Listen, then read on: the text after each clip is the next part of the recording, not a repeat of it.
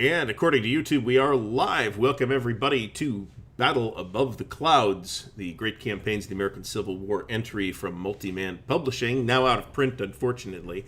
Hopefully, Multi-Man will see this video and be motivated to reprint it. How are you doing, Patrick? I am doing quite well. How are you doing, Gary? I'm doing great. So what we're going to do here today is going to be, at least to some degree, an instructional session, because Pat's never played this before.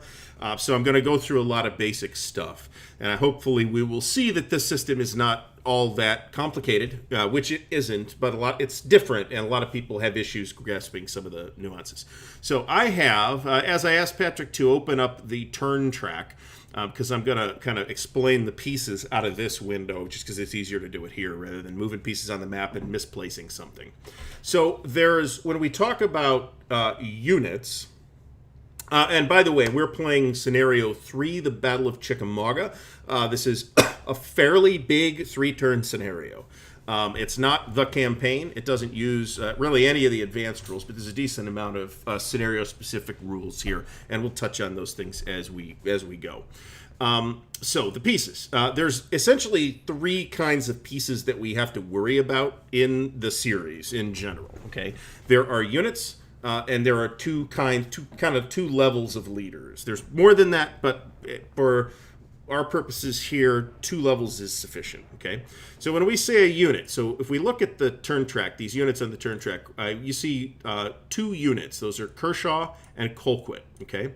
And each of the units is comprised of 2 markers, okay?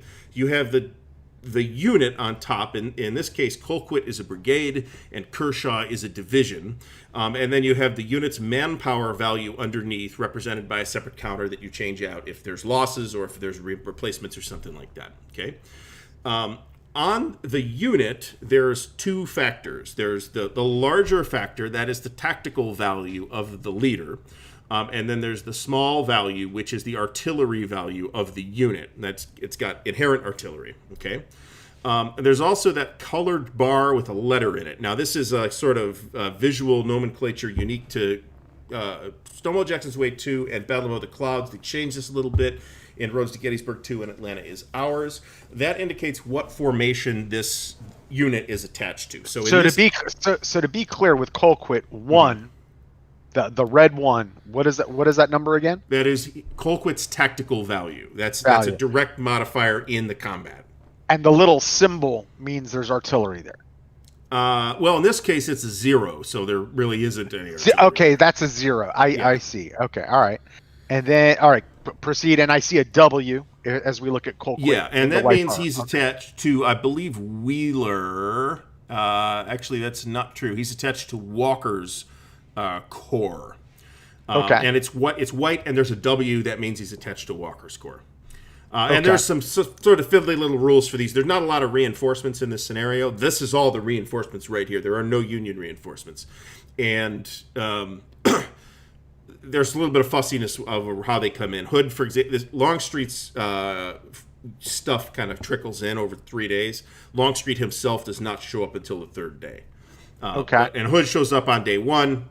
Usually, though we'll get to that. And then Kershaw and Colquitt come in a specific place on day 2 at the beginning, and then Longstreet comes in a specific place on day 3. Okay, so the leaders. So we have here Hood. Hood is going to be, in this case, a corps leader under Longstreet. So when Longstreet shows up, the Confederate Army has to kind of reorganize into 2 wings under Polk and Longstreet. And that's why Longstreet kind of has his own special thing going on here. But Hood is considered a corps commander, and then Longstreet kind of becomes a sort of pseudo-army commander. Right now there are 2 army commanders on the map, Bragg and Rosecrans. But you start to split that on day 3 when Longstreet arrives. So when we look at Longstreet, then I see it says Longstreet A, right? Yep. That just means the A just means that there's a different version of Longstreet in the game. There's a Longstreet B for a different scenario. Got it. And then it says I can't. Let me actually throw this on the map so I can make it bigger. Well, that's as big as it's going to get. And they don't hover. Interesting. Not very well, no. No. there's no hover. Hover, make it bigger. Yeah. So it says ATL. Is that what I see Where under did you put him? I'll put him back. I'll put him right back on the 20th when Okay. he comes in. That So, just means he's Army of the Tennessee, Okay. Longstreet's wing. Longstreet's wing. Okay, Yeah. and then there's a little +1. The +1, I'll have to look up what that means because that is special. That's in the scenario specific rules actually.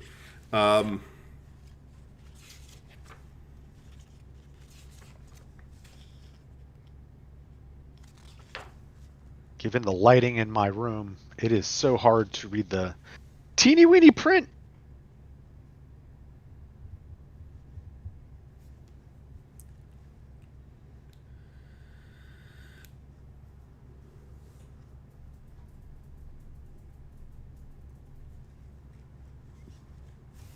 All right, I don't know what the +1 on Longstreet means, to be honest. It means something. Now, when Longstreet comes in, you also flip Polk over, so Polk becomes the commander of Polk's wing.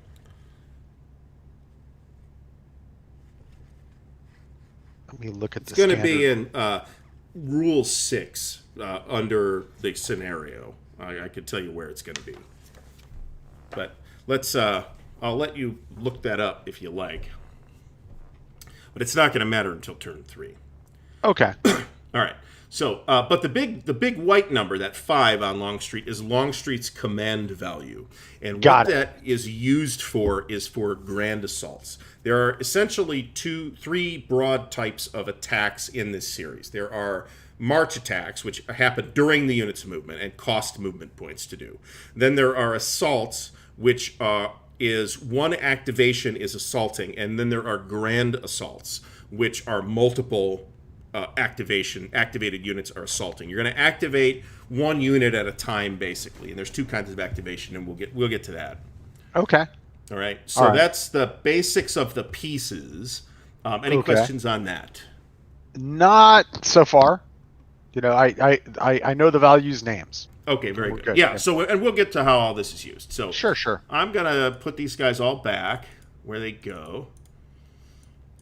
Now, Hood comes out on turn 1 when the Confederacy wins initiative, okay, on a roll of 5 or 6, and we'll get to that. So let's walk through an activation here. Okay. So the turn sequence is very straightforward. There is a random events phase, which we're not using because it's not in this scenario. This is a basic game scenario, which means most of the excess optional rules for things like supply and railroads and stuff like that are not used. Random events are one of those things, but a lot of the scenarios do use the random events, but it tells you whether it does in the scenario, and we don't here. There's a leader transfer phase. Now, leader transfer is for Army and Corps commanders. So if we zoom in, for example, on Rosecrans. Okay. Rosecrans is the Army leader of the Army of the Cumberland, and he has to be attached to a unit of the Army of the Cumberland. Okay. Now, the Army of the Cumberland's a big formation, but he just travels around with that unit. In the leader transfer phase is when you can move him, and he just moves. He moves to a different stack in the Army of the Cumberland.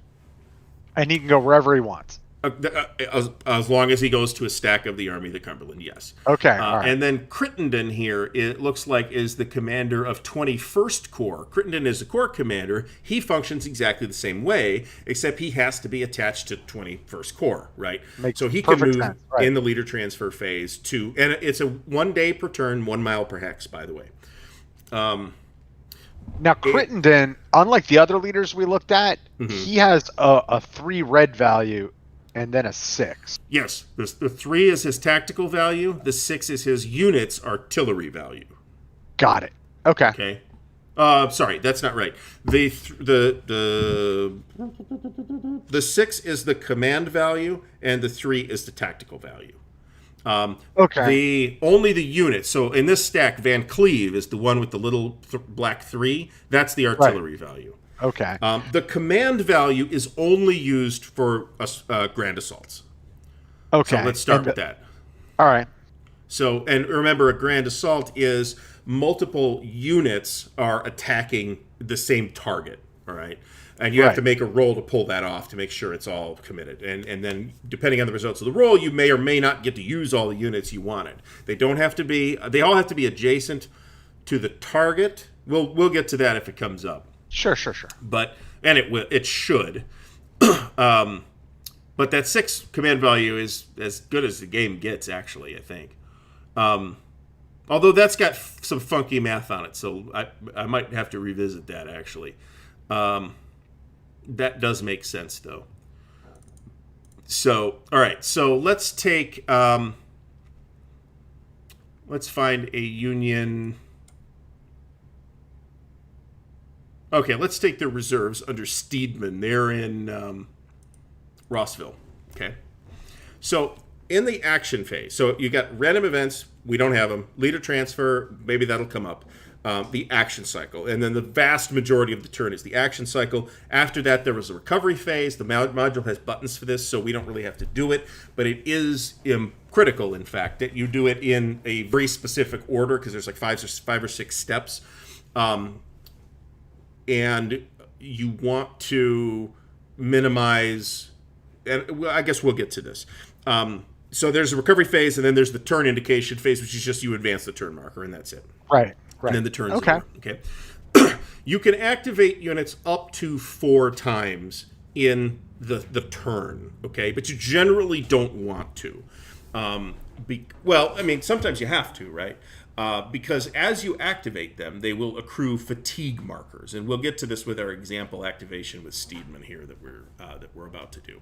So, in the action phase, it consists of a number of initiative segments followed by activation segments. So we do an initiative, we do an activation, and then we go back again and do an initiative and an activation until everybody passes.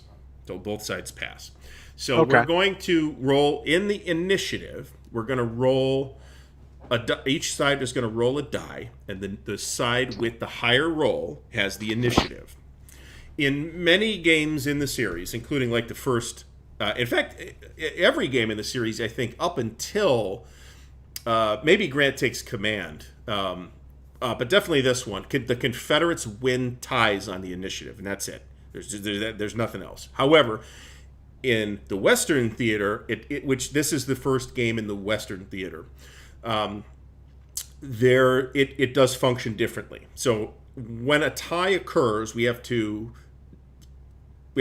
take note of what number was rolled the tie on, right? If that number is a 1, 2, or 3, then the Union player wins initiative.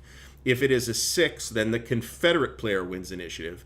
If it is a 4 or 5, then neither player wins initiative, and it is an insubordination check for the Confederates, which we will get to because Bragg is a dick and nobody likes him. Right. And there are certain guys. So if you look at Hindman, you'll see that his name and unit frame there is in red. That means that he is a highly insubordinate leader, which means if he is selected for the insubordination check, then there's a modifier to the roll, a significant modifier to the roll.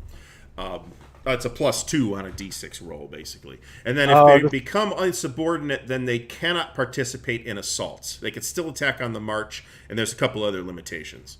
That's so awesome. So is Hill. So is Breckenridge. Yeah. Buckner. Yeah, I'm liking that. All the corps commanders are or division commanders are basically don't like Bragg. They've had enough. So, yeah. They have literally had their fill of this guy. So, unfortunately, Jeff Davis loves him. So, all right. So look back to Steedman here. So when I roll, and you'll notice that one of these units, this is going to be. Let's undo that.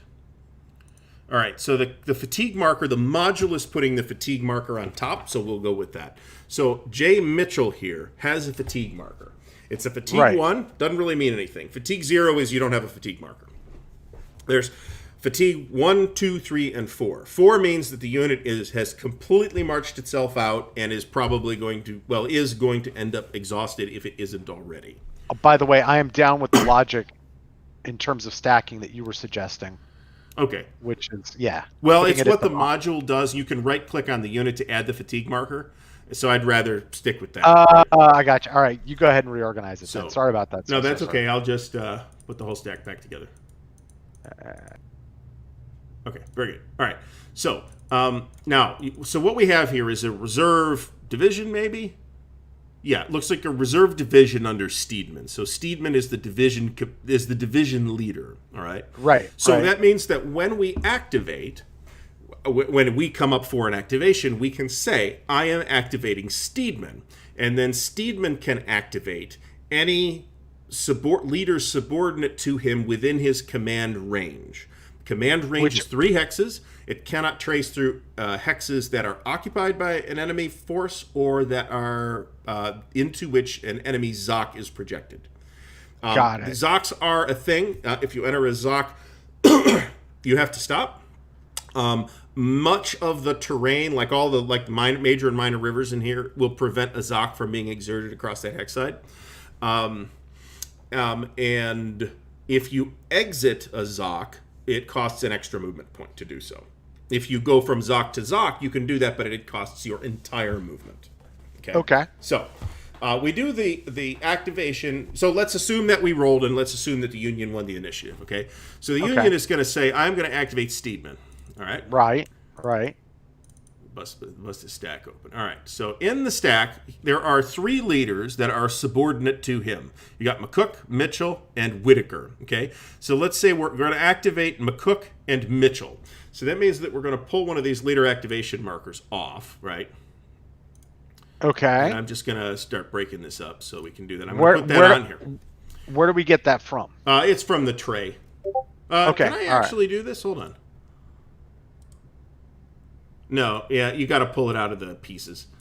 Okay, and then we pull another one here. And all that's telling us is that these are the 2 units, because we might spend 10 minutes on one of them, right, and then forget who we'd activated before. Got it. But you have to declare that now, okay? You can't just declare it later. And obviously they're in the command range because they're in the same hex, and there's no enemy units near them, okay? Right. So now we're going to roll a die for the march movement. There's 3 types of... There's more than this, but for the purposes of this scenario, there's 3 types of actions you can take. You can take a march, you could take an assault, or you could take a grand assault. Okay? Got it. You'll 99% of the time, 92% of the time, you'll do marches. And you can attack on the march, right? And that's fine. So we're activating these 2 units. Now I'm going to roll a die. The unit that we're activating, so we could do it in either order. We'll do Mitchell first. Now, Mitchell's got a fat one on him already, so we have to bear that in mind, all right? So we're going to roll a die, and this is going to be the movement value that we get to use for the entire activation, okay? So I'll roll a die, and we get a 4, okay? So they have 4 movement points. The movement in this game is relatively involved because all this terrain costs like substantial amount of movement points to move through. But 95% of the time you're moving along a road, and roads cost 1 movement point. So in practice, movement is extremely simple as long as you're staying along the road. So let's say that we want to move Mitchell up to Kelly's field. So I'm going to take the manpower marker. He's going to go 1, 2, 3. Okay, and then I'll move this out and move his fatigue up. And actually, we'll go to next level. So he's on fatigue 2, okay? And then we can discard this because we don't need it anymore. I did that out of order.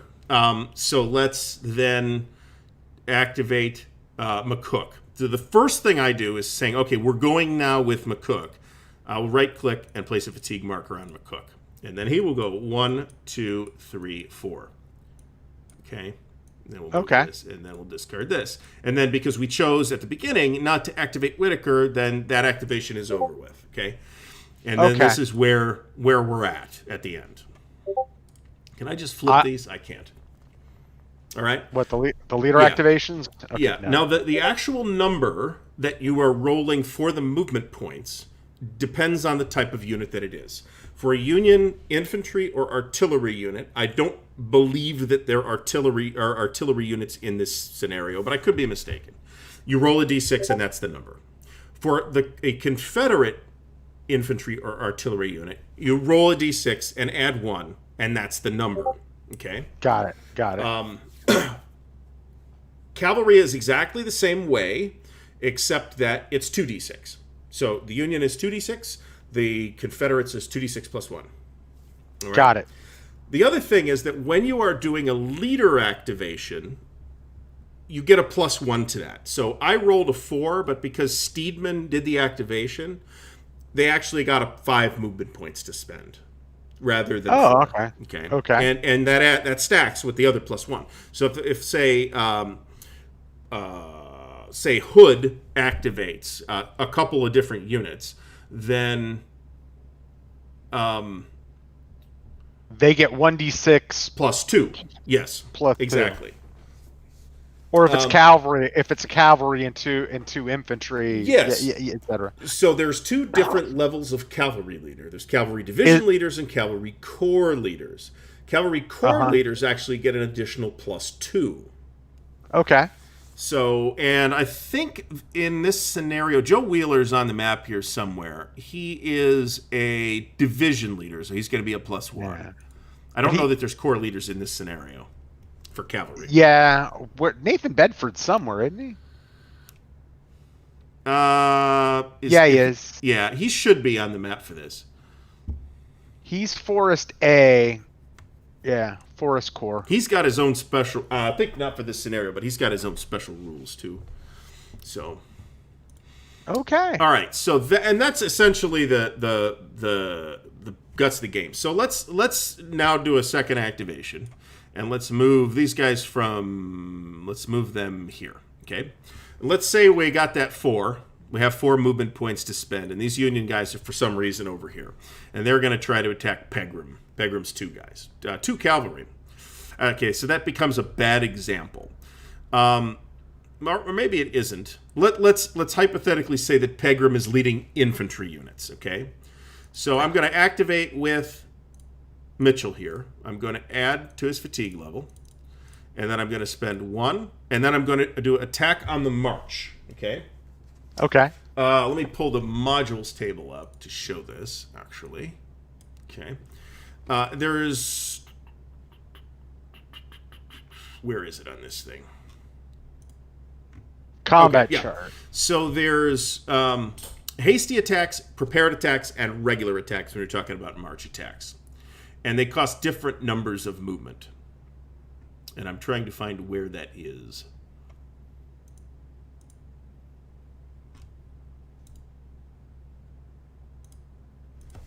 Because I know where it is on the physical card. Okay, so for infantry, a hasty attack costs 1 movement point, a normal attack costs 2 movement points, and a prepared attack costs 4 movement points. For cavalry, those are all doubled. Which chart are we on? I am not sure where it is in the module. It's on the very first page of the player aid card with the CRT on it. Movement. So movement costs enter friendly occupied text, strategic movement allowance table. Very bottom. Attack summary. I'm actually trying to find it in the module. Okay. Yeah, I don't see it on... Oh, okay. It's on the combat modifiers chart. It's under attack summary. Okay. All right. So we've got what kind of attack? Well, I had 3 movement points, hypothetical movement points left, so I can declare a normal attack, which does not provide a combat modifier. You can also attack in column, which is not, you'd think, a great idea, but you can do it if you need to. So okay, I see. It depends on how many movement points you have left. Yeah. Hasty, normal, prepared. Got it. Yeah, okay. So that's one scenario in which you are spending extra movement points over and above what you're spending to move. The other one is if you are moving through a friendly stack. And this is why this becomes important. Because unless the friendly stack, that is that table that you were looking at, MP costs to enter friendly occupied hexes. And that's on the movement costs here. So if you are moving through a friendly stack that has 1 or 2 strength point or manpower points in it, then it doesn't affect anything. But if there's more, then there's a movement point cost that's dependent on the terrain, regardless of whether you're moving on a road or not. Because you got somebody's going off the road, right? Right. All right. So got it. Perfect. Yeah, it makes perfect sense. Okay. All right. Now, cavalry retreats, and this is something I forgot to check on so we'll actually step through it in the book. Pegram's unit is actually cavalry. So, in our hypothetical example here, Mitchell is attacking Pegram, or says he's going to attack Pegram anyway. But Pegram is cavalry, so we can do a cavalry retreat, which in the rulebook is in the 1.1 rulebook is on page 20. So let's just step through this. So the cavalry player rolls a die. So I'll roll a die here, and I rolled a 6. There can be modifiers to this roll, but then we have the roll, so we have a 3, and then that is the number by which the enemy units' movement points are reduced. Okay, so in this case, we're moving in. We're declaring a normal attack. We do this when the enemy unit moves adjacent. Okay, so this is like reaction that we're dealing with in Victory Game Civil War, actually. So when it enters your Zok, the cavalry unit can make this check. You can also fight it out, but generally what the cavalry is doing is screening, and it's sucking movement points out of the approaching infantry. Okay, so Mitchell here spent 1 movement point to move there. Pegram declares a cavalry retreat, rolls a 6, so Mitchell will lose 3 movement points, and he only had 3 left. So now he's done, right? However, then Pegram needs to retreat 4 to 6 hexes and disorganized. So let's go back to the manpower marker. There's 2 sides to the manpower marker. There's the organized side, which is the top of the counter, and the disorganized side. The big number is the combat value, not the manpower value. But if the unit is organized, the combat value is equal to the manpower value. So if we flip it, we'll see that the combat value now becomes 1. It's not halved. It's like 2/3 or something like that. But the manpower value is still 2. And there are scenarios in which you'll use the manpower value rather than the combat strength, like if you are moving through an occupied hex. So sequencing of movement is very important because you don't want to have to move through your own guys and end up all piled up in the same hex in a giant mass. So Pegram will retreat 4 to 6 hexes, and this is 4 to 6 hexes. You must adhere to the regular retreat rules, which we'll go through. So he's just going to retreat 4 to 6 hexes. So he'll go back, say 1, and he can't go through a Zok. I can tell you that. 2, 3, 4. Or I could go back up here if I wanted to. So let's move them all. Boom. And then his manpower is disorganized from that. Okay. So you can't really quite stay in good order, but your ability to do these cavalry retreats is not affected at all, right? So a lot of times and you fatigue them too. The cavalry units fatigue. They get a fatigue marker. So their ability to do these cavalry retreats is not affected by their disorganization, but it can be affected by the fatigue if they're fatigue 4. If they're fatigue 4, then they're done. They can't do anything. All right, let's pretend. Let me back it up. All right, let's pretend he's not cavalry for some strange reason. They're infantry, and I'm just attacking him. Okay. Or he wants to stand and fight for whatever reason. No cavalry retreats made. Okay. So let's put him back on his normal side. Okay. Right. I can close the turn record track at this point. Because this way it simplifies the calculation because it's just even odds. All right, so we go to the combat modifiers chart. All right. Right. Okay. There's a bit of the alchemy here in this roll, as you'll see. All right. So if we're saying it's a normal attack, then there's no modifiers to the roll. The odds, however, attacker to defender, in a completely conventional way, do affect it. So it's 1-to-1, so that's 0. If it were 2-to-1, it would be +1. If it were 3-to-1, it would be +2, so on and so forth. And it's as simple as that. Got it. All okay, right. So we're a 0, and were we saying we're pretending this is a normal attack? Okay. Yes. So Okay. Now we have okay. to take into account the artillery. Okay. So the terrain we're talking about here is clear terrain. Mitchell has 1 artillery, and Davidson has 1 artillery. So we look at the -3 to +1. So if you're attacking without artillery superiority, it's a -2 to the roll in clear terrain. Okay. Okay. Okay. Yeah, because you don't have superiority. So the differential. Okay, so it's the attacker minus the defender, which is 0. Mm-hmm. -3 to +1. We're in clear terrain. -2. Okay. Yeah. Got it. All right. Okay. And that's essentially all the modifiers. So then we go over to the combat chart. Right. And we'll determine the combat value that we have will determine the column that we're going on. So essentially what we're going to do is we're both going to roll. So you roll and I'll roll. I rolled a 3. All right. I you rolled a 4. but I have -2 for attacking without artillery superiority. So I have a 1 and you have a 4. So the attacker's die, 1, minus the defender's die, is -3. So then I am going to look on the 1/2 to 3 column under -3, and I have a 1 big D. Okay. Okay. So let's pretend, just to keep for consistency, since I'm the Union, I rolled a 4, but I'm attacking, so I get a -2. So I'm a 2 and you're a 3. Right. So you're a Right. 2 and I'm a 3. In that case, it's 2 minus 3, so it's -1. Okay, so you're attacking, but you have 2 strength points, right? Right. So on the -2, so the net is -2. Is that right? The net. Yes, the net is minus. Let me do the math. So I had a -2 to my roll. The net is -1. Correct. Okay. So we okay. That gives you a big D. All right. Now the defender also does exactly the same thing. He looks on his column with the same result. So F, right? Big F in this case. That means that the defender takes 2 fatigue. All right. So in this case, the defender would go here, fatigue. All right. And I'm disordered. And you are demoralized. No, you're disorganized.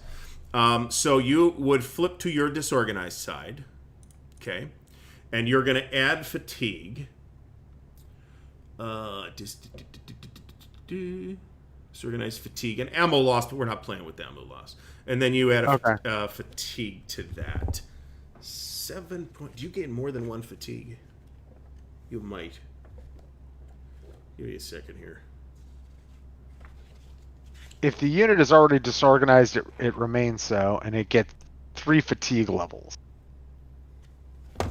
3, yeah, which means it goes to, unless it's got nothing, it goes to 4. Right. Okay. So we'll go to 4. And 3 and 4 really mean that the unit is going to end up being exhausted on the following day, and will need to basically spend a day not doing very much. They can do stuff if they want to recover that status. Okay. All right. I think. Yeah, I think. I mean, we'll have to walk through the mechanics, but I think I understand what's happening. If that makes any sense. Yeah. On the charts. Yep. All right. Yeah. It's not that complicated. It's got some of the stuff's kind of weird and hard to grasp at first, especially like the artillery and the way let's see the modifiers down here. Attack type and march prepared. Hey, okay, so it just restates that stuff. Yes. That we saw before. Flank attack bonus, artillery modifiers. All right, so what the flank attack means, let's restructure Pegram here, because I'm probably going to reload the module.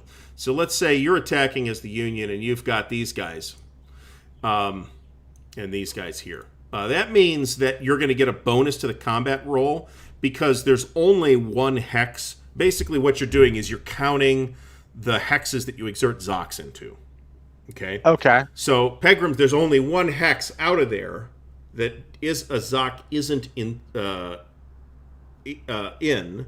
So there's going to be like a +2 or +3 for this, and there's a chart for this. That's why it maxes out at +4 for the flank bonus. Yeah. Yeah. Makes perfect sense. Okay, and attack and rain turn -1, and then the march attack while insubordinate is a -2.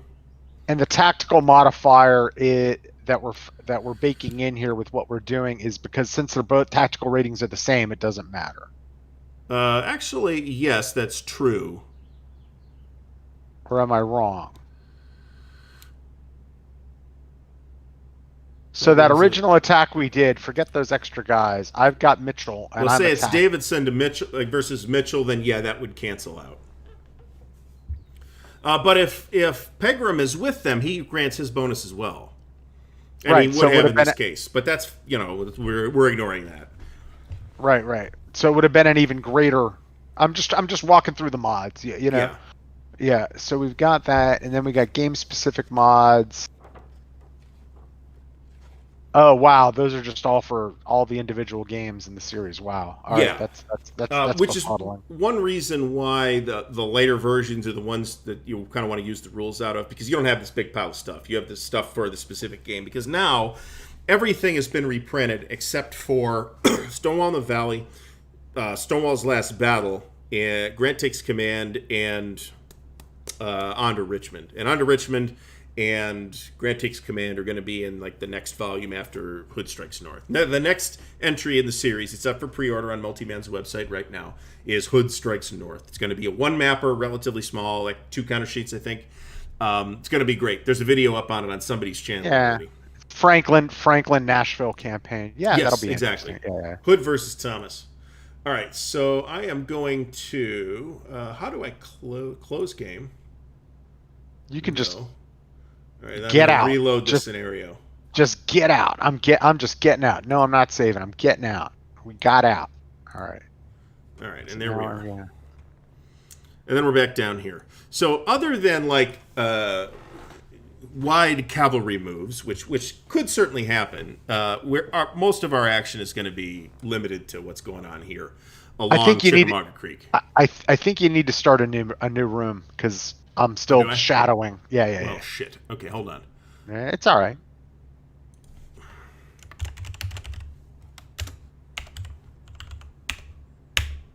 There we go. Boom.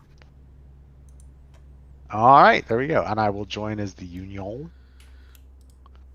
All right, cool. All right, very good. All right, so on the first turn, we're going to ask ourselves, we're ready to go here, by the way. My expectation, by the way, is that we're probably going to get through a turn today, but we might easily get through 2 turns next week, finishing the game. Absolutely. One thing I'll also mention is, especially for the Union, don't run your guys down to 3 and 4 fatigue on the first turn. You normally don't want to do that if you can avoid it. I mean, in the campaigns, that dynamic is different because let's say you're playing the Gettysburg campaign, you start on opposite sides of the map, right? So you got to move into that middle of the map around Gettysburg. So you want to pace that. You want to get a good tempo for that. John Longshore, I would recommend the 1.3 rules. They are clearer because they do not have to digress for other games in the series. So I would recommend the 1.3 rules. There are no substantial rules differences of any kind. It's strictly presentational. So, all right. So we're ready to go. If you're ready to go, do you have any other questions? I think we're ready to get this on the track and see how the engine runs. Yeah. All right. So the first thing we're going to do is do turn 1, and we're going to do the random events phase, which we skip. We do leader transfer. We actually skip leader transfer. Special scenario rule, skip leader transfer on turn 1. So we're right into the action phase. So we're each going to roll a die with 1d6. All right. So the Confederates have initiative here because I rolled higher. So now I have to decide what I want to do, and I haven't the vaguest idea what I want to do. So let's figure it out. So you see down by Joe Wheeler, that 39th Indiana, that weird unit symbol? Yeah. That is mounted cavalry. What that means is that they can be activated. They move like cavalry. Mounted infantry. Yeah, did I say mounted cavalry? Yes, you did. So they are, in fact, they are dismounted. Well, they're kind of they're mounted infantry. they're what they're really called dragoons, Well, or okay. mounted infantry. Yes. So, and they can be if you activate them with an infantry leader, then you double the die roll for a movement for them. If you activate them with a cavalry leader, they roll 2d6 just like a cavalry unit. Got it. But I think they have a slight combat penalty too, I believe. All right, so let's figure out what we want to do here. So the objective hexes are the hexes that are highlighted in blue. So we can see down here in the center of the map. But essentially, the whole thing runs off victory points. You get victory points for casualties, but the big Confederate victory points are the highlighted in blue hexes. And obviously, Chattanooga is the big one, but you get a decent amount of points. I don't have a victory point chart for this. Yeah, in this scenario, it's if at this scale, yep, it's about right. McAfee's Church, Kelly, Widow Glen, and then you got McFarland's Gap, which is the way out. Of kind of where we are, and 29-27, which is the other gap. The northern gap, because this is all about you kicking my ass and making me run away is what's happening, right? And you'll notice that the Union is dug in right at Lee and Gordon's Mill. Right. So, and that times 2 basically is times 2 to their manpower. Okay. Should they happen to be attacked. Also, you don't want to attack across the river if you can avoid it, for reasons that ought to be obvious. So that's that dark blue river along here is West Chickmauga Creek. And then there's Chattanooga Creek, which is the minor river. Those do prevent, the creeks don't, but the river does. And Chickmauga Creek is considered a river here. They do prevent the ZOCs from being exerted across them. Okay. So the dark blue, when it's dark blue, or yes, correct. Okay. All right, so let's see what we're going to do here. A lot of the ferries are destroyed, but the ferries are really on the Tennessee River, and I don't know that matters for the purposes of our campaign here. I think you are correct. All right, so we are going to activate Forest. We're going to do a leader activation. Remember, there's 3 kinds of activations. There's march orders, there's assaults, and there's leader activations. Why is there a turn 2 marker in his stack? Just check. Because law cannot... What is the limitation? There's a limitation on law for turn 1. Okay. That is what that means. Let me find out what that is exactly. Law cannot activate or entrench on turn 1 unless a Union unit moves within 4 hexes, which is unlikely. However, the rest of that unit can absolutely do so. Are we going to actually activate Forest? I think we are going to activate Forest. And the 3 types of activations were leader, assault, and a leader activation, which then lets you do sub-activations. Okay. So Forrest is going to activate Scott. I'm not going to mark him with the leader activation because he's actually only activating 1 unit, but he gets a +1 for being a cavalry division leader. So I will roll 2d6 +2 for the movement points there. So let's roll. That's an 8 +2. So Forrest gets 10 movement points. Forrest's activation of Scott gets 10 movement points. So I'm going to give him a fatigue. And then I'm going to move him 1, 2, 3, 4, 5, 6, 7, 8, 9, 10. Okay. Pull Scott over here. Pull fatigue over here. And because Forrest is a division leader in this case, he has to go with those guys. Okay. And that's that. We roll another initiative, right? Yes, we do. Okay. I've rolled a 1, you have rolled a 2. So it is Union initiative. Union has won the initiative.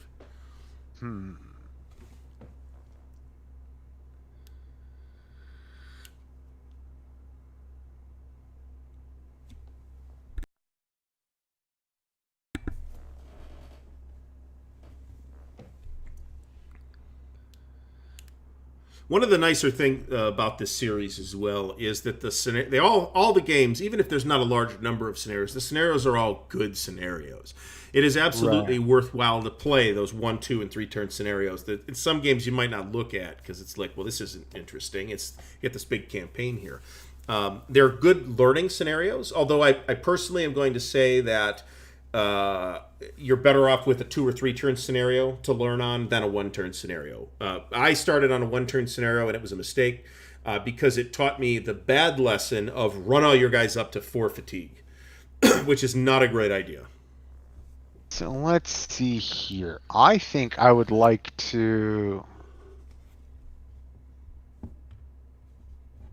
I'd like to try to activate, what is it, Ninty?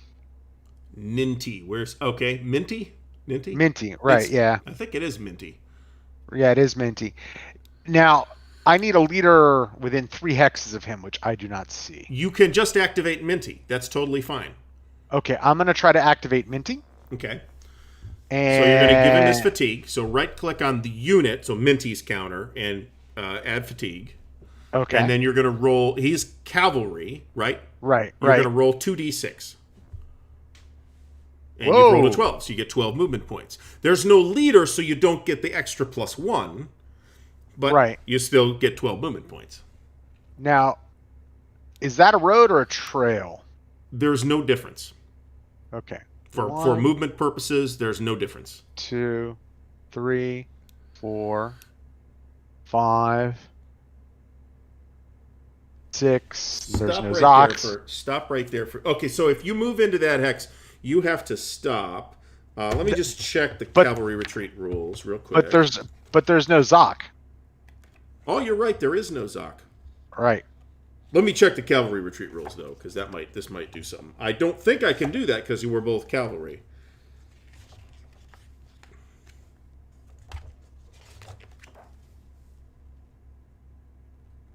If not, I shall take another path. But you're going to be fine. You may use cavalry retreat to avoid attack by an enemy infantry or artillery. Okay, so cavalry retreat is simply not relevant here. So go ahead and move on away. But Zocs are blocked. By that river, yes, they are. Anyway. All right, so that is my activation. I am done. Okay. So we roll again? Yep. All right. 4. Union has 1 again. Okay.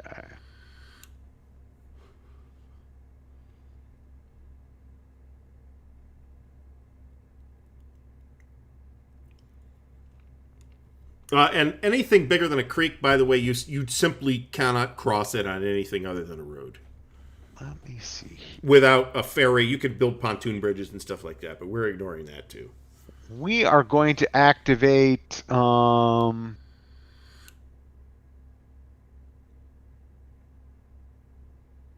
Is it wider? Yeah, wider is going to activate... How do you activate those Indiana Mounted Infantry units? Okay, you talking about Wilder A in 3529?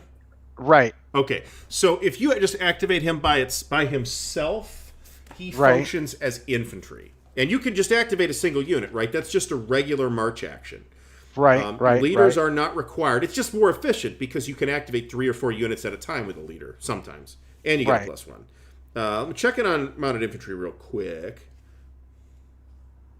Because what I'm curious about is can I act? What about the other guy to the north? He doesn't really. We just don't have we don't have a name of a leader, but he can activate too. I see. Yeah, he can activate. Yeah. So you can only activate 1 unit at a time. Okay, but if you activate a leader, you can then say, I'm going to activate these other units in sequence, right? And then you do it in whatever order you want. Okay, so I could activate Wider. Wider's not a leader, though. That's a unit. Wider is not a leader. That's a unit. That's I do not have any leaders within 3 hexes, so that narrows my options down. I am going to activate... and how do we keep track of the fact that these guys have activated? With the fatigue. Got it. So, but the fatigue could go up. Their fatigue will go up. Right. It always goes up. You actually put the fatigue on him when you say, I'm activating this guy, not when you move.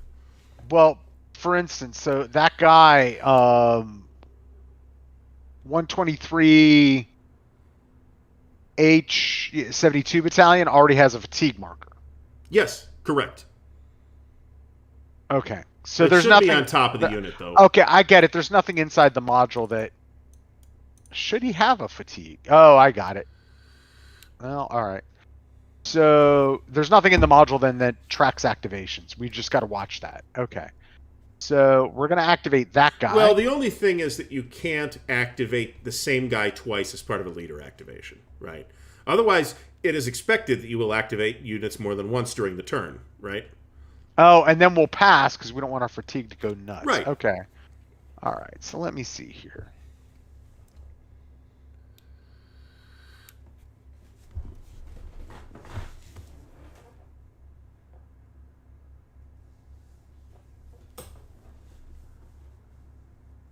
We're going to activate the...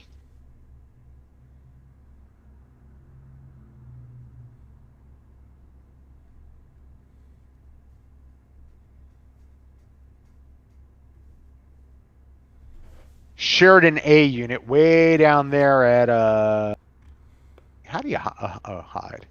At Bailey's Crossroads. Mm-hmm. And they're infantry, so I roll a d6. We get 6 movement points out of the deal. We gave them a fatigue. So give them a fatigue, yep.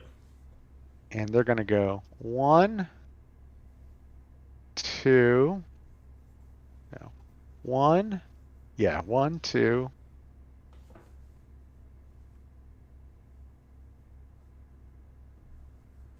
And end their movement there.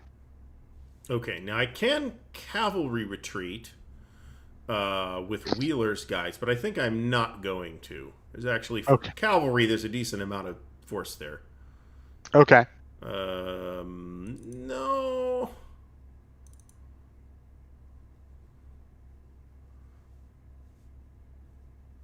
No, I think I will cavalry retreat them, actually. Okay. So we'll roll a die, and then we have it, so it'd be 1.5, but it doesn't matter in this case because you said you're done. So well, you are done. Let me put it that way. And then I'm going to disorganize these. I'm going to disorganize. Okay, let's do it correctly. I'm going to add a fatigue. Right. So we're going to add a fatigue to Morgan.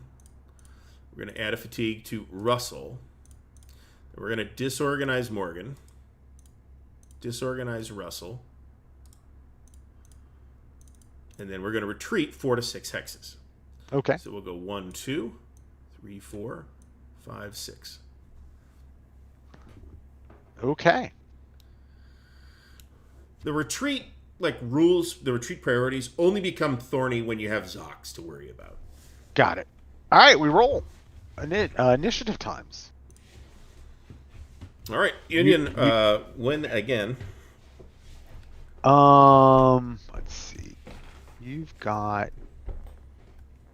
2. We are going to activate Mitchell. Okay. Which Mitchell? There's 2 Mitchells. Way south. Okay. In R. Mitchell.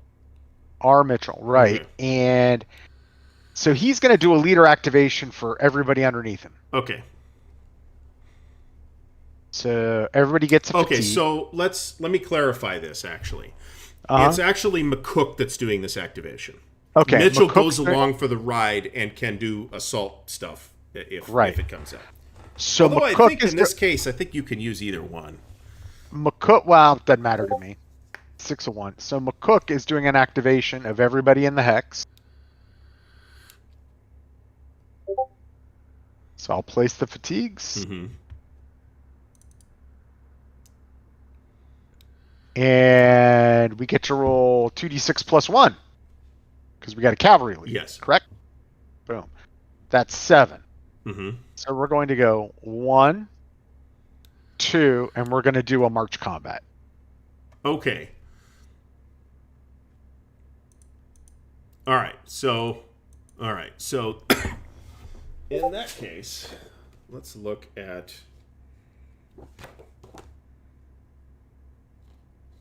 mountains. This is not a mountain. This is a ridge. And it is... You're attacking up the ridge, it looks like. Yes. And that's a +2 combat modifier when defending. All right. So right. I'll get a +2. All right. So you're going to do... Oh, how many movement points did you have left? I rolled 7, and I went 1, 2. So I've got 5 left. Okay, so that's going to be a... where's the chart? That is going to be for cavalry. That is going to be a normal attack. Okay. All right, so... All right, so let's do this. All right, so we have here, we got Joe Wheeler. We'll put in 3. Martin will put in 2. Morgan will put in 1. And Russell will put in 1. So I've got a 5, 6, 7. What do you have for leaders? Okay, so I have R. Mitchell. What number? We're looking at the red number, The big right? red number, yes. Okay, R. Mitchell has a 2. Mm-hmm. McCook has a 2, so that's 4. Campbell has a 1, so that's 5. Mm-hmm. And then Ray has 1, so that's 6. Okay. Now we look at... I'll pull up the combat chart. We'll look at the artillery. Artillery is not of use here, so that doesn't make any difference at all. And then we have... What do we have? We have... looks like we have 1.5, 2, 4. So that's going to be a 2 to 1. So you're going to get another +1.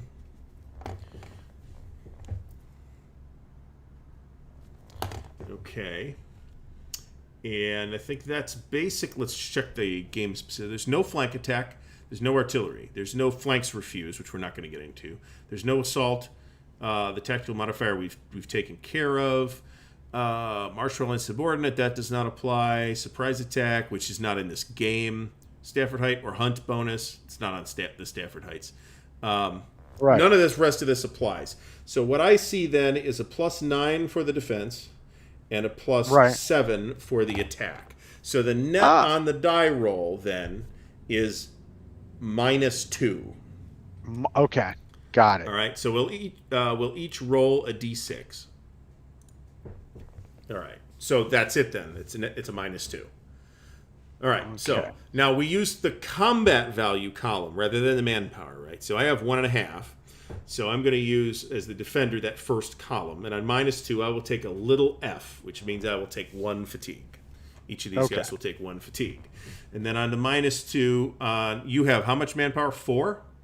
Right. Okay. You will take a 1 big D. Ooh, so you are that's not disorganized and take 3 fatigue levels and lose a strength point. good. Okay. So... Oh, you know what? We're fucking this up. I apologize. So you're not moving all of McCook's guys at the same time, okay? You're moving Campbell, and then you're moving Ray. Right.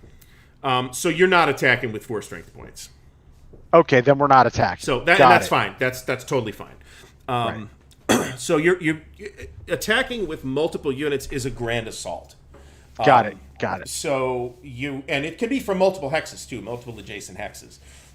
But you're normally, if you're doing a march attack, you are only march attacking with 1 unit at a time.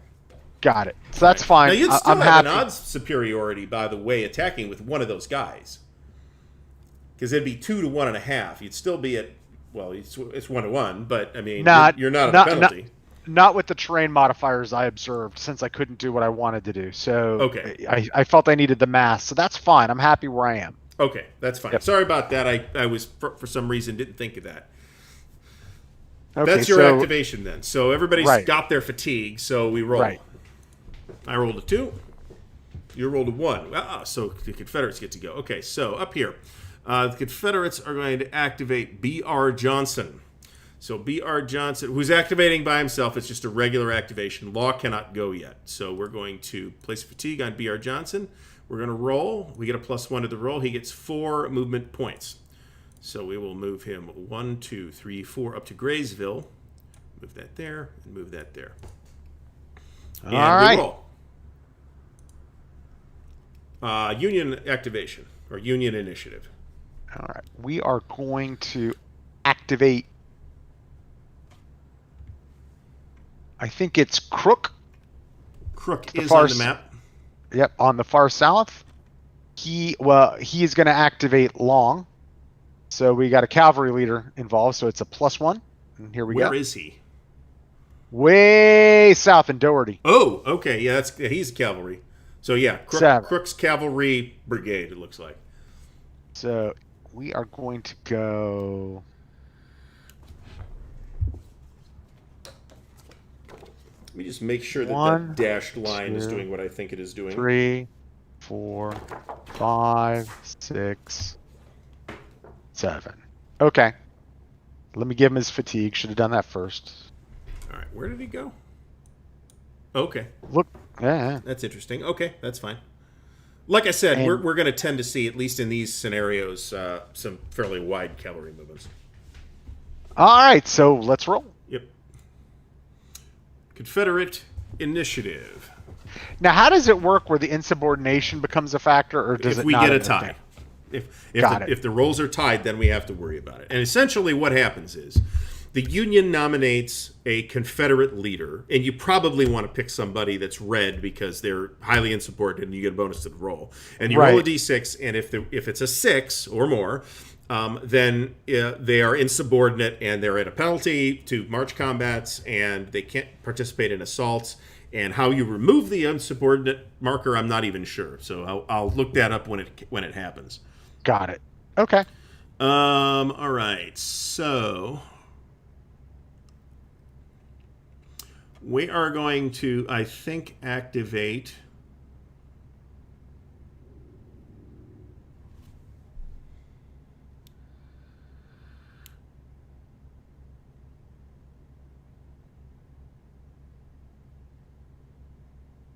You can see there's just a ton of Confederate cavalry.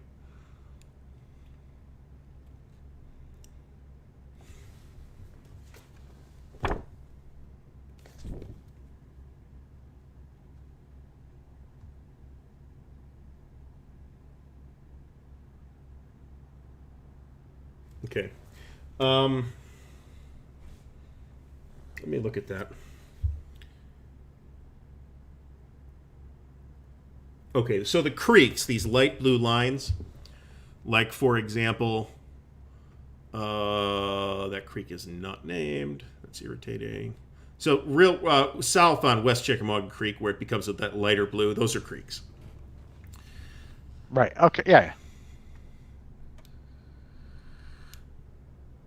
Who are you activating? Are you still thinking? That's a great question. I am still thinking about it. We're going to do a leader activation. We're going to activate Buckner, who's going to activate everybody under him, and I'm just going to do them in order. So there's no reason for me to mark them because they're not going to fight either. So okay. All right. So we're going to roll for Buckner. We're going to get a +1. We're going to get a +2. Actually, these Confederates get a +1, so we get a 4. Okay. So we'll go with Preston first. Fatigue Preston, he is going to go 1, 2, 3, 4.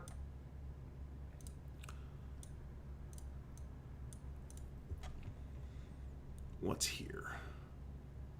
Okay. We're going to attack. Jeez. We're going to activate Stuart. So Stuart with fatigue, he's going to go 1, 2, 3.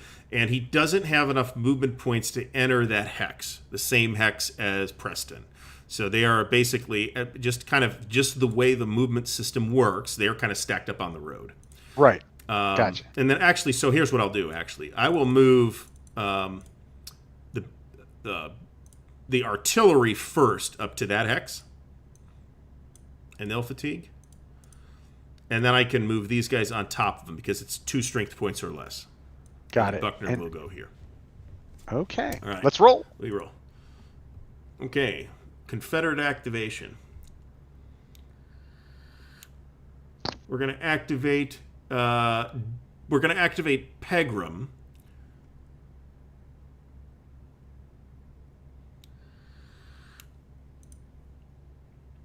who will in turn activate Davidson. So we're going to get a 2d6 plus 2. That is a 5, 6, 7. He gets 7 points. Let's fatigue him. And he's going to go 1, 2, 3, 4, 5, 6, 7. All right. Roll. You again. Okay.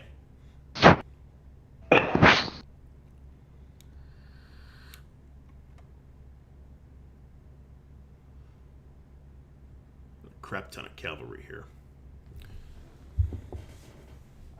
You can cross creeks not on a road, except during rain turns. And they do not. There's no additional cost. But you'll notice if you look at the TEC that clear hexes cost 3 movement points to cross. In rain, yeah. No, regularly. Yes. Not on a road. Gotcha. Yep. All right.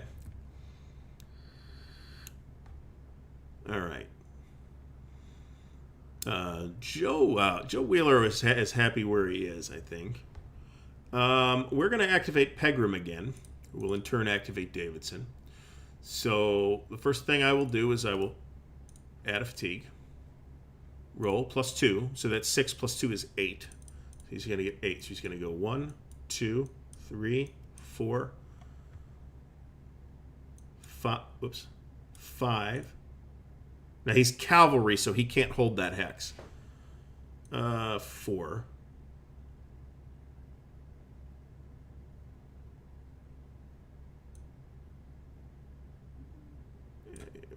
So he can't take possession of that hex for the Confederates. Got it. So we put it that Got way. it. He can hold it, and he will be, in fact, right there. All right, so he's done. All right, let's So roll. we roll. Union initiative. So Steedman is going to activate the entire reserve underneath him. Okay. And we'll do this one at a time. So we'll begin with Whitaker A. Mm-hmm. So roll. You're rolling once for movement points for the whole stack. Oh, They'll okay. all get the Here we- same. They'll all get the same movement points. Got it. 5. That's so All 6 because you did a leader activation. Right, 6. So he's going to go 1, 2, 3, 4, and let me see, 5, 6. Okay, so right there, Right, Pegram can choose to cavalry retreat. correct.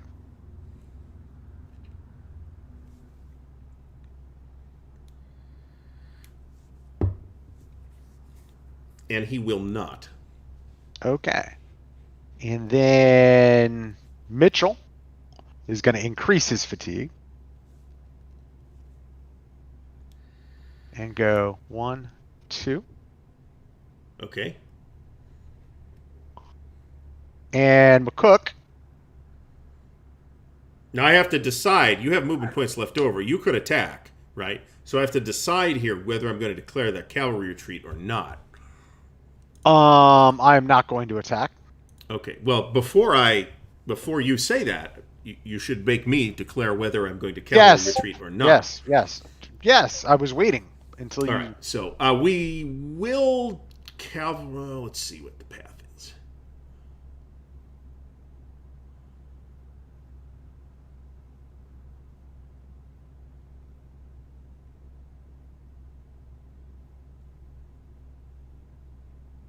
Let's look at the retreat priorities, because that might be important here. All right. The first hex entered each of the first 4 hexes in a route of cavalry retreat.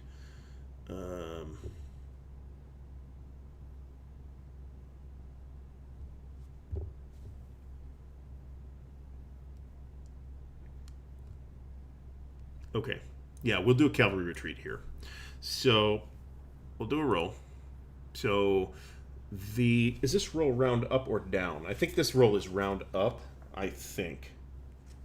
I'm just going to check that because it could be important at some point. Round fractions down. So whatever Mitchell had left, he has one less left now. Okay, so this will fatigue these guys, and they will disorganize. And we will retreat. So we're going to go 1, 2, 3. Now, I can do this based on the retreat chart because I'm in a Zoc, but I'm going along a road. Okay.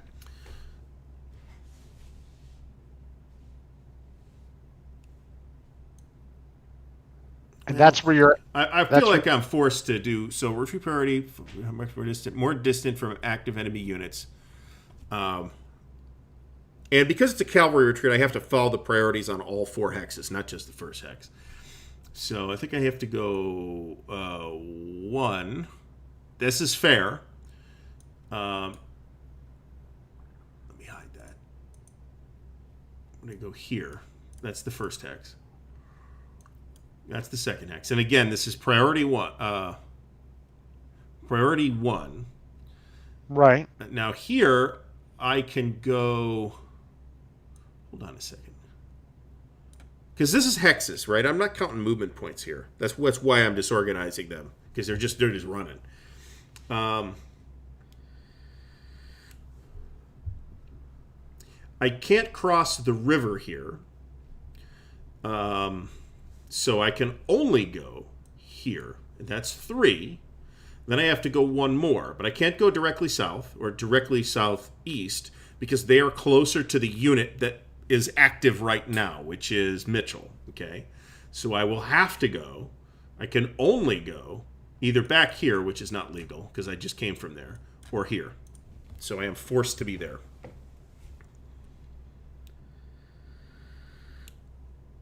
But they're at Fat 3, which is doesn't have a combat, does not have a combat effect, but is bad for the long-term health of that unit.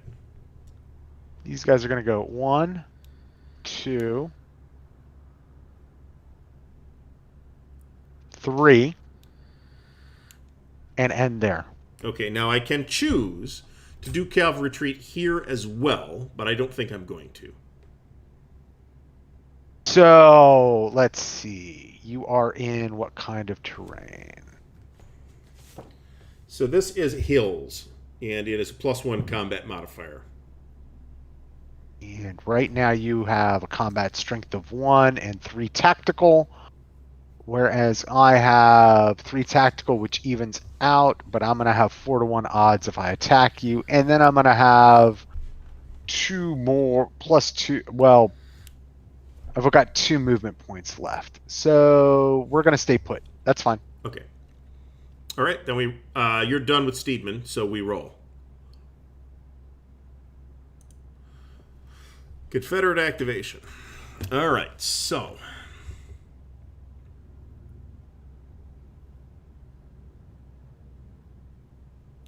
we're going to activate B.R. Johnson. Wait a minute, one second. No, the leader for this is either is Hood or Longstreet, and that's not happening. Because shit. Actually, Hood comes out. Hold on a second. I forgot about this too. This is a special scenario roll for Hood. He is available on turn 1, but he doesn't come out until you roll a 6 on initiative for the Confederates. He is placed in the same hex as B.R. Johnson. So he'd have been out already. Turn record track.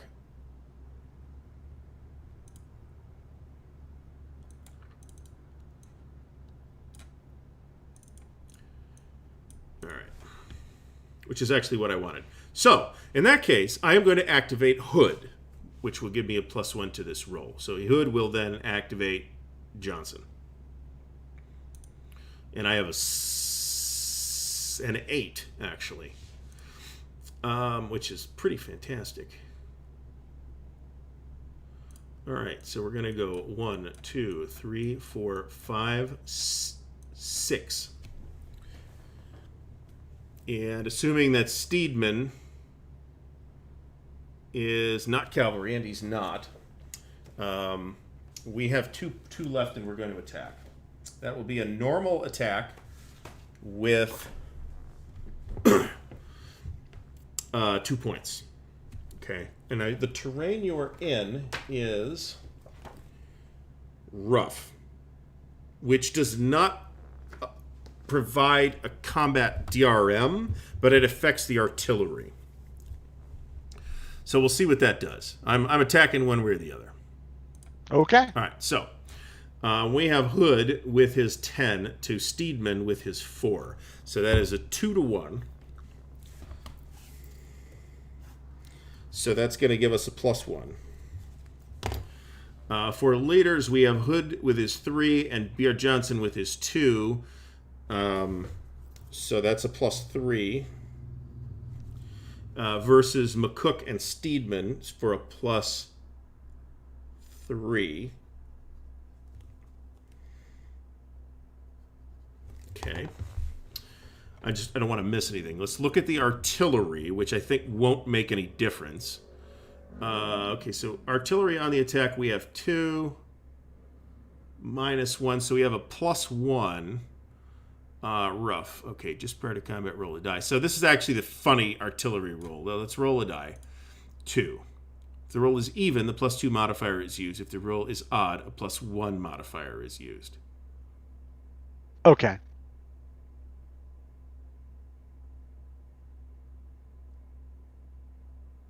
All right, so that gives you a +2. Okay. Okay, and what else do we have here? I don't think there's anything else. There is, actually. I have, this is where we have to look at the Zoc rules, at the flank attack rules. All right. So we exert Zocs into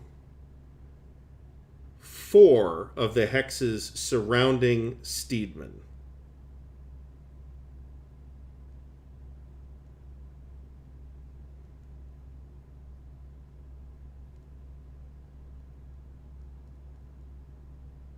Is that right? We're in 2.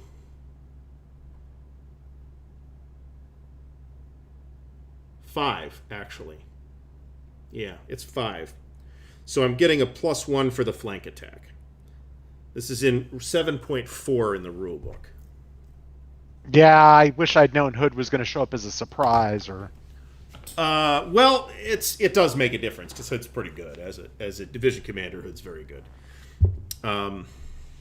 But he does show up. You know, I did actually say that Hood shows up. Yeah. The Confederates win on a 6, and he shows up with. Don't think I said he shows up with B.R. Johnson. All right, so in that case, I'm seeing I'm seeing an even up roll actually. Okay.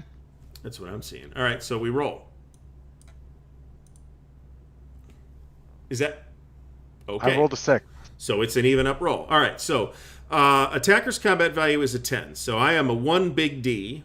Your combat value is a 4, so you are a big D. So you are disorganized and take 3 fatigue, and I'm disorganized, lose 1 manpower, and take 3 fatigue. That was substantially less awesome than I was hoping.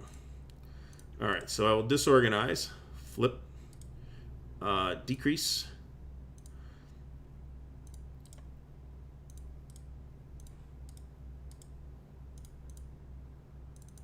All right, so they're done. And we roll. Yep. All right, Union Initiative. Get this out of the way. All right, we are going to activate Wagner. And Wagner's go. A lot of movement points. Wagner's going to go. Where's Wagner? Chattanooga. Okay, gotcha.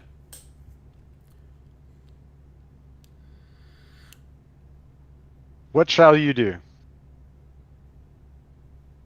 I can cavalry retreat here because I'm not at fatigue 4. So I will cavalry retreat here. So how many movement points did you have with Wagner? I had 6, so I have 4 left. All right, so you are going to lose 2 of those, so you'll have 2 left after this. Right. We'll retreat 4. Somebody was saying in the chat that Joe Wheeler's cavalry retreated 7 hexes. Completely ignore that. It's the usual where someone corrects, but then All right. events completely overcome whatever the heck they're saying. Yeah, that's down there. That's Yeah. like several impulses ago, so we're going to ignore it for now. Okay, so Pegram will. Well, He's it already wasn't. disorganized. He'll add It wasn't fatigue. even. It wasn't even that this time. It's like you didn't end up doing that. So yeah, it's Okay, 1, 2, 3, 4.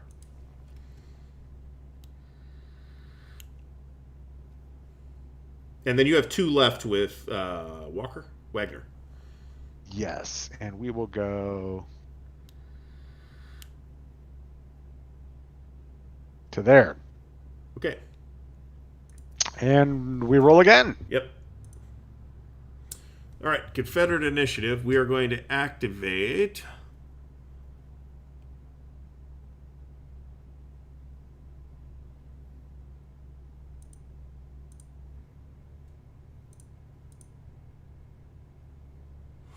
We're going to have to activate Buckner, who will activate everybody that is subordinate to him.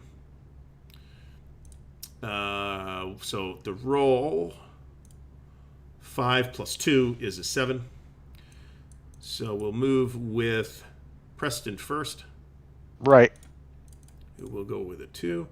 It will go 1, 2, 3, 4.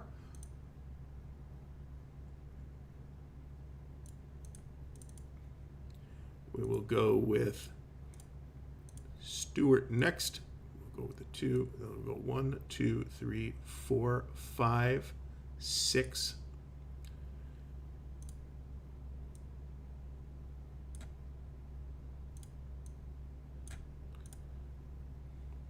I did that wrong again.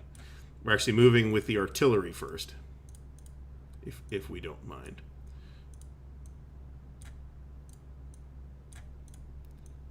With that there, Buckner goes here. All right, and we roll. Let's roll. Union initiative. What I would really like to do is see if I can pull off a situation where everybody adjacent to Stuart A does an assault on him.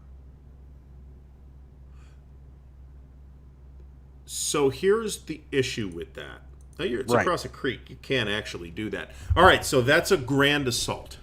Right. All right. And Rosecrans can declare a grand assault. So this is another one of those excuse me, one of those slightly fussy rules. So let's pull that up. So you're an army or district leader. You can attempt a grand assault in step 6 of the assault procedure. Right. Only if all of the following conditions are in effect. You have a friendly army or district leader is situated within the command radius of the active leader's hex. One or more of the 6 hexes adjacent to the defender is eligible to join a grand assault. The hex is eligible if both of the following: it's adjacent to the defender, and it must be occupied by one or more of the attacker's units which was not selected to participate in the active leader's assault. So a grand assault is part of the leader activation, right? So you'd be activating Rose. Are these guys all under Crittenden? You'd be activating Rosecrans for this. Yes, that's what I'm doing. Okay, so you'd be activating Rosecrans for this, and you'd be activating all 3 of those hexes. Yes. So So I'll place fatigues, right? Yes. Now you're going to roll for command. So roll a d6. A 1. Okay. If the modified roll is 5 or less, and it is, subtract the number rolled from the army leader's command value of 4, so 3. This is the grand assault number. If that number is 0 or less, the grand assault doesn't happen. If it does, then the grand assault must happen, and we go to step 2. So you may now select a number of eligible hexes equal to or less than that assault number. So 3 hexes, which is what you wanted. Right. And you must select at least 1 hex. So you're kind of committing to that, right? You're committing to it without necessarily knowing that one of those hexes might not be able to come in. So, and you rolled the best possible roll. So So you're going to select everybody. And you can only participate with guys with 3 or less, but that's all of them. Okay, everybody gets a fatigue level. So fatigue every marker in all three of those hexes. I just did. All right. Yep. And then we go to the assault procedure. Return to step 7. All right. Now we use the combat. We figure out your combat. We figure it out for the combat. Okay. So we have 9 on the defense plus 5 leader. Okay. I've got 9.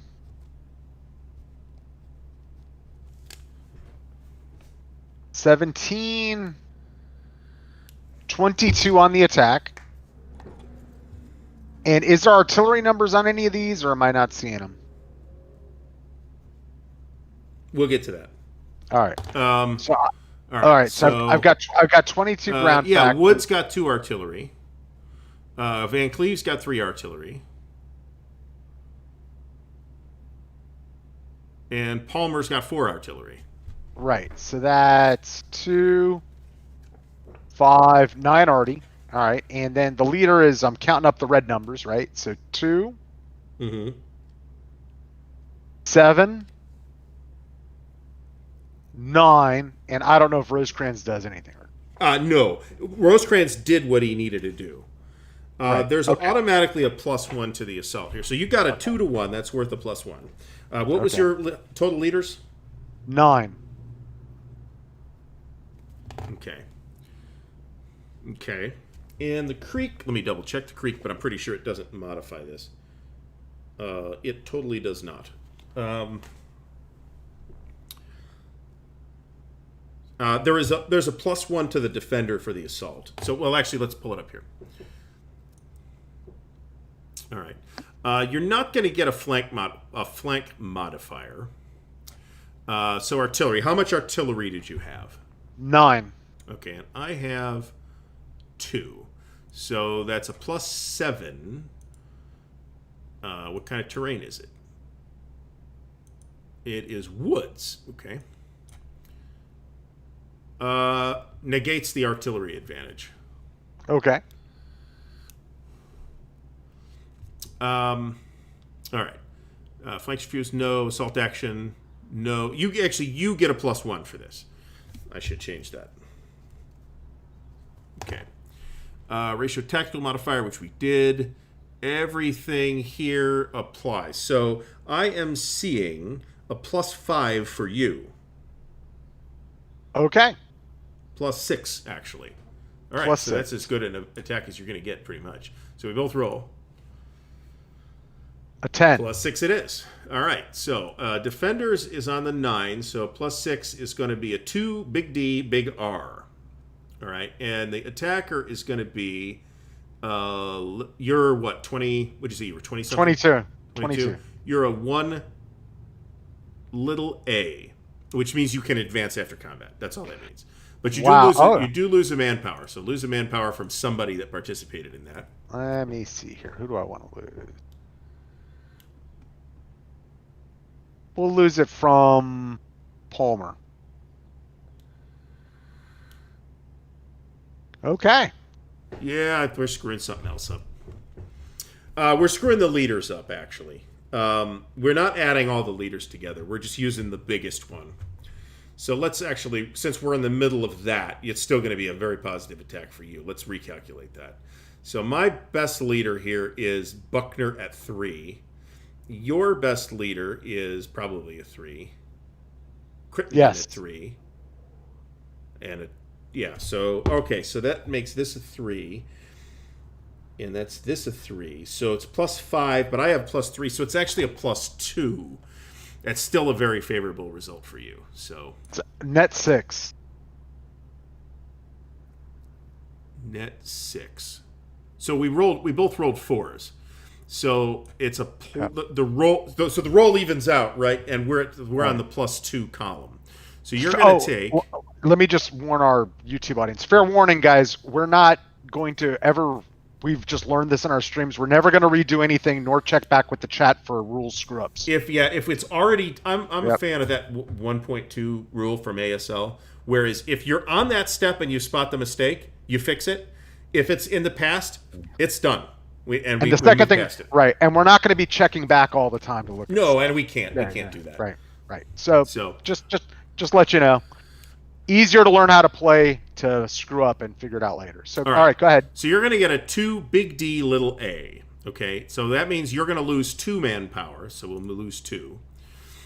You're going to be able to advance after combat, but you're disorganized and you lose 3. Everybody loses 3 more fatigue, and everybody's disorganized, and mark off the manpowers as well. I already marked off the manpower. I'm at 9, which is a 1 big D little r. So the r is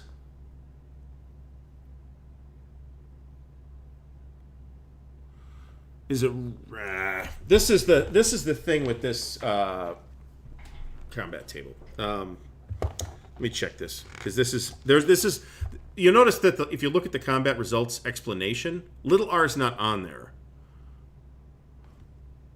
Little r is the retreat. That's the typo. If we look at this, so see, it says r this right here should be a little r. Big R is routed and demoralized, and big R with the asterisk is routed and demoralized -2. So I have to retreat. We're going to have to look that up, because it's more than 1 hex. But we were in a so +2, let me figure this out. I was at 1 DR. 20. I was at 22, and I rolled. I was on a. What was the result? Was a +2. So the row on the table that we're both going to use is +2. Okay? Right. And then you're going to look up on your column for your total combat value. Right. Of 22. So you're going to get a 2 DA. And then on my combat value of 9, I'm going to take that 1 big D little r. Okay. All right. Now, one other thing, I did actually check some of these just numbers that I wanted to make sure I wasn't getting wrong.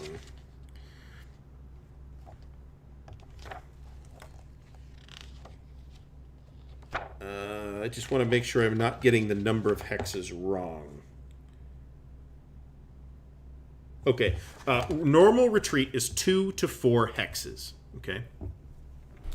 All right. So -2, big D. Okay. So I'm going to lose 3 fatigue too. So that's going to take me all the way to Fat 4. Okay. So he's essentially done. He's going to disorganize, and he's going to lose 1, and he's going to retreat 2 to 4 hexes. So we will retreat him here, and then So you can. That's all great, but you're doing the wrong guy. Who did you attack? Oh, you didn't attack Buckner? Shit. You attacked. Yes. Stewart instead. Yes. I've been doing that the whole time. That's shit. who Okay. the 3 guys are That's adjacent fine. to. Right. Yeah. Okay, that's fine. Oh, you're right. Yeah. All right, let me fix him. Hold on.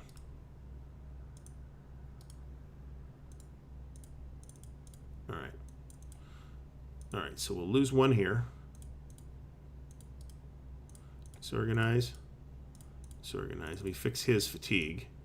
Yeah, I fixed. Yeah, I got it. He was it 2? Yeah.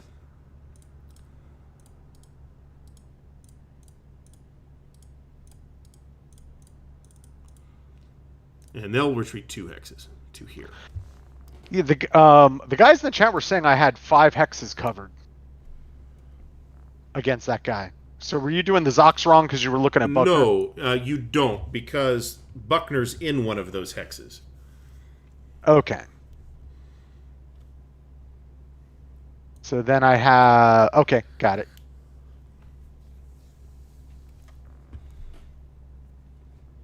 And we can advance after combat, but I do not think we shall. Okay.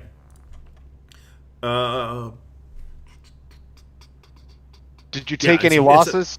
Yes, I Okay. I took. Verify that I did. I did take the loss off of that, and I'm keeping track of the manpower losses on the little tickers. So we've each actually lost 2 manpower so far. Okay, so let's roll. All right. Confederate initiative.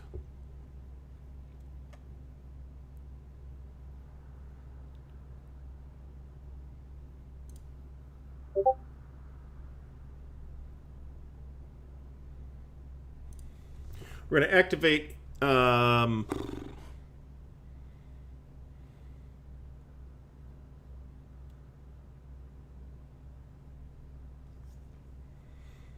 Ooh, okay. So let me point this out, because we haven't talked about this. So you see how Bragg's got that sort of gray field around him? That's the gray field for the Army of Tennessee. Right. All Army of Tennessee. So everybody in this scenario has that. But for the campaign, you can have 2 armies. Sure. All right. So I think we're going to activate Bragg. Okay. So before I make this call, I have to say what units I am moving. Okay. So we're only going to activate, I think,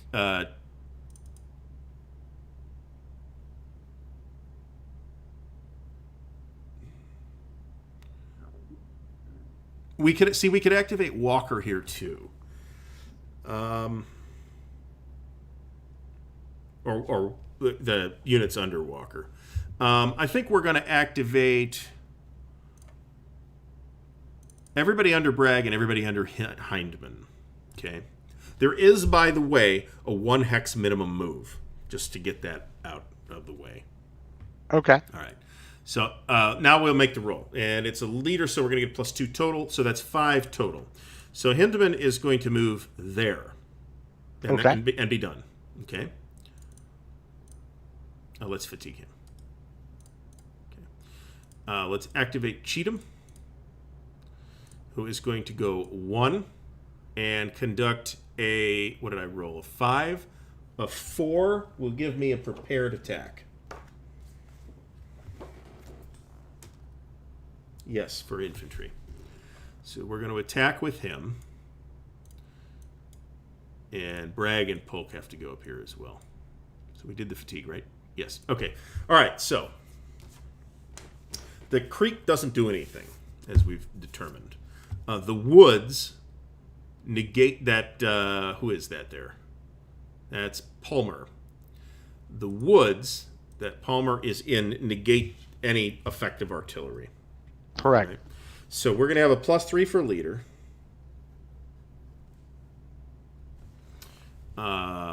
Palmer is going to be a +2 for leader. Okay. There's not going to be a flank modifier of any kind here.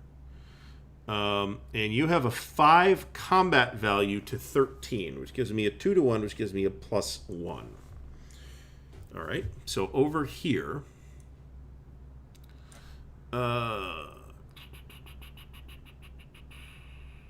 defending across a creek gives you a +1. Damn it, we didn't do that last time.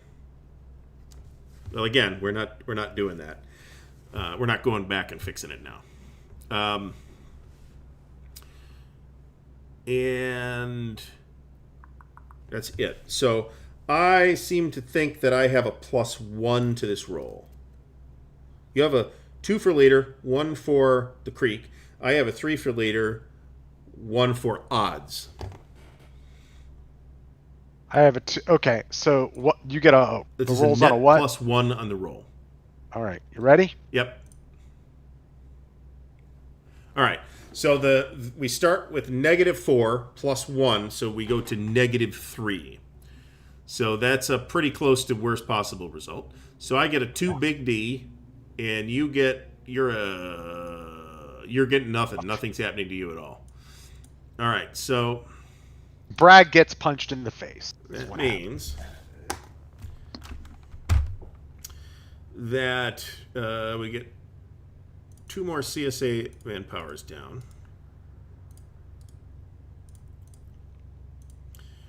Disorganize.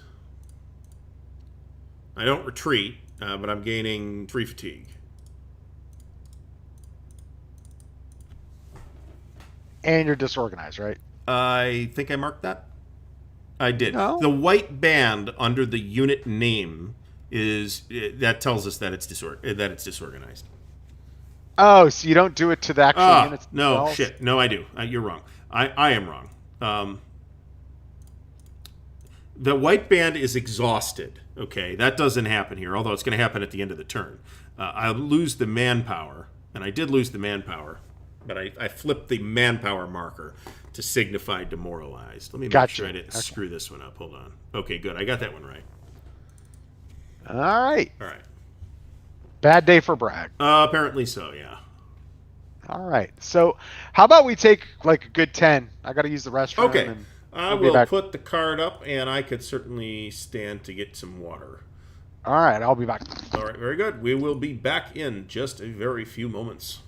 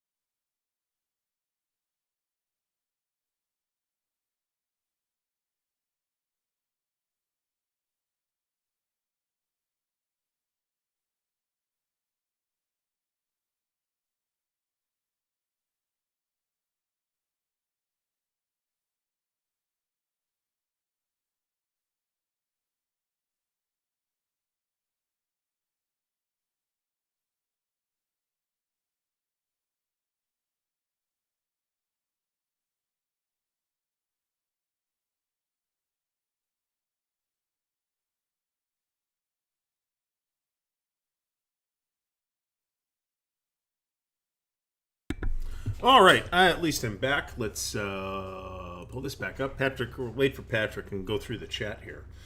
I'd like to thank everybody for stopping by here for this scenario. Looks like we got about 14 people at the moment.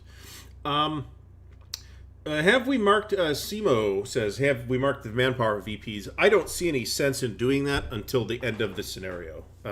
If it becomes, it sounds like it's a good idea for us to calculate it before that, then that's fine. But otherwise, just be aware that Confederate manpower losses hurt the Confederates more than Union manpower losses hurt the Union. And I don't see any point in keeping track of that, as long as we are keeping track of the manpower losses. Right now, that's looking bad because of that ill-advised assault by Bragg. But it's Bragg. What do you want? So what probably would have been a better idea is for me to move these guys up and then try and grand assault. Bragg's a 4. He only needs 2 hexes. That wouldn't be bad.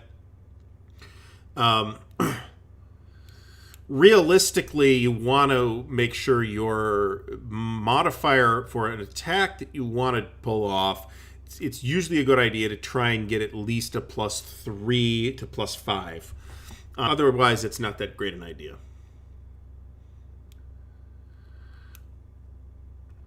As we saw here. So looking at reinforcements,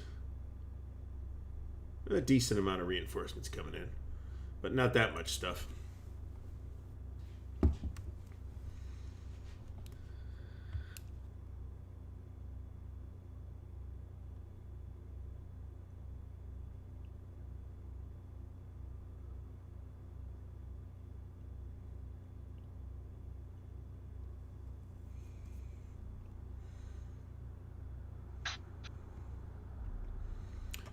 Just looking to see what we have to play with here. Take this off, put it on top. I have returned. Okay. So I see no reason. We have to track the manpower losses. Right. But I see no reason to calculate victory points until the end. Right. I agree with you. Yeah, Gordon, that was my thinking, but it didn't work very well. It would have been a better idea to wait and try an assault, a grand assault on it. So the one moment Bragg actually shows initiative and is impetuous. Right, exactly. It does not pay off for him. So I'll point that out. So an assault is 1 hex attacking. A grand assault is multiple hexes attacking. That's the distinction there. Okay. So let's roll. All right. Union initiative.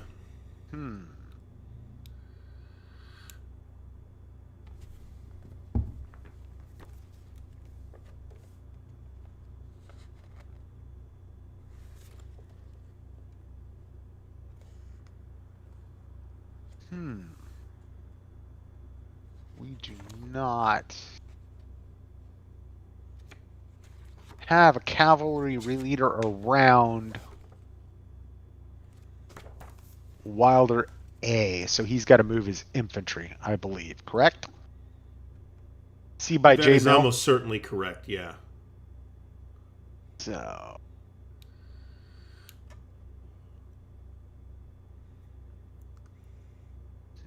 let me think.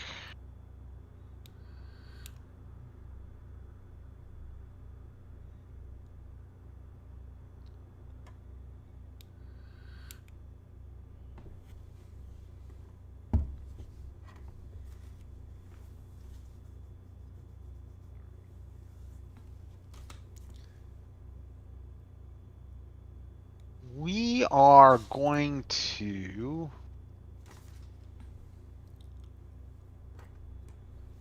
so if we use Thomas, we can activate anybody within 3 hexes, correct? But they have to be those 14th Corps. The yes. 14th Corps, right. Yes. Okay. So, and it can be everybody within 3 hexes. Okay. Correct? Correct. Okay. So we're going to activate. So it's 3. So for clarity, yes, it's 3. It's a path of 3 hexes. It's not like a 3 hex zone, which can be important because you can't trace that path through Zoc. Got which it. does not apply here. Right. Okay. Here we go. All right, so so you're going to activate Thomas. Now, before doing rolling, tell me who you're going to activate, because that's important. We're Although going to it looks activate the entire 14th Corps. Okay. So here we go. So 5. 5. Here we go. Okay, so Negley.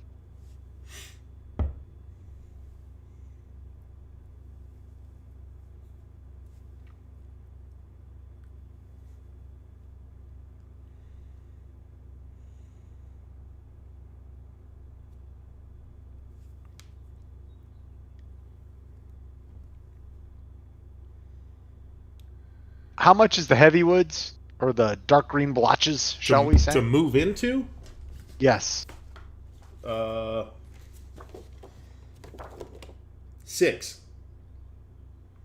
Okay.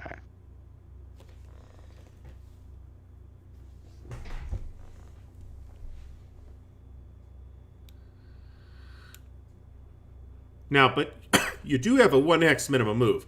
So if you really want to move into the woods, it's not a road. You can do it as long as you started adjacent. No, I already moved one. So okay.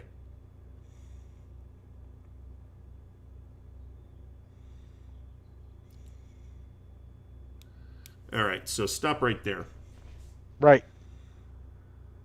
All right, how many movement points does Thomas have remaining at that point? 2. All right, so we're going to do a cavalry. No, he does not. Hold on. I'm going to redo. I'm going to move this guy back. It's about what you were saying. Yeah. So.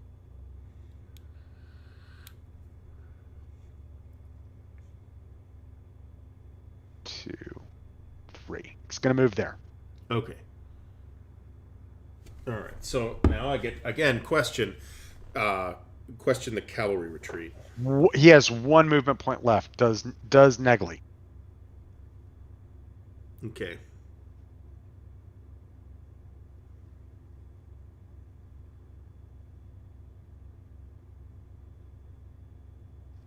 So the question I'm wondering is do I have to retreat with the entire stack?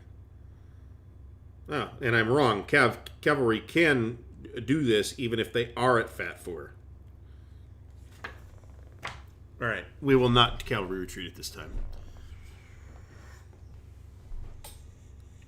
Okay, so Thomas is going to go 1, 2,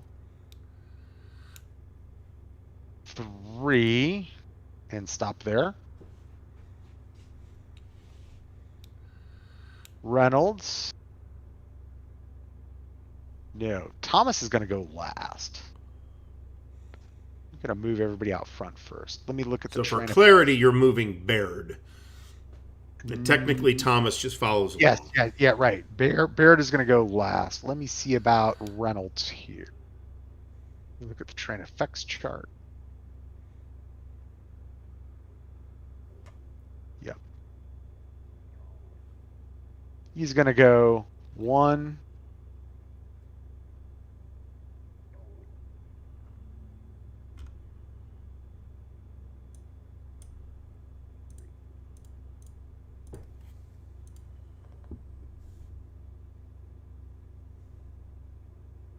Two.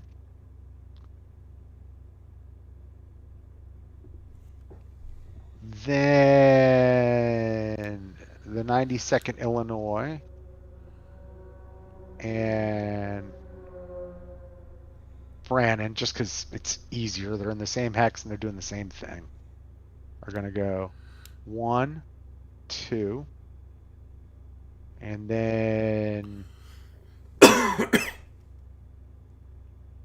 1, 2. There. That is it for Thomas. Okay, and everybody's fatigued? Yes. All right, then let's roll. That is a tie. On a 4 or 5, we check for insubordination. So you get to nominate any one Confederate. What is the bad leader. thing that happens? What is the bad stuff? Okay, so we make a roll to see if it actually happens. Right. And if it does, Okay, the leader with an insubordinate marker may not perform an assault action. A unit with an insubordinate marker may not attack any enemy unit in an assault action or a grand assault. The unit may attack in march action, but it gets a -2. For the rest of the turn. However, if the Confederate player is going on an initiative 6, you ignore insubordination. Insubordination markers are removed at the end of the turn. Okay, let me see. And, all right, if the unit, here's the modifiers, because this is important, because if it's a 6, they only become insubordinate on a 6. So if the unit is highly insubordinate, so those are the red guys, right? Right. Is +2. If the unit or leader is outside of Bragg's command radius, which is 3 hexes, then it's a +2. And then there's some random events that affect it. Those are the only 2 events that actually affect it. Okay, so I think it's time for Hill to get insubordinate. All right. So Hill is definitely outside of Bragg's radius, and he is... hold on one second. Let me just make sure I'm doing this correctly. 2.2. Yep. Okay, +2. So you get a +2 to the roll. So go ahead and roll. 1d6. Okay, so Hill becomes, and I think that's DH Hill. Hill becomes Yes. insubordinate. So let's mark him there. Okay, and we roll again. Over to you. Confederate initiative.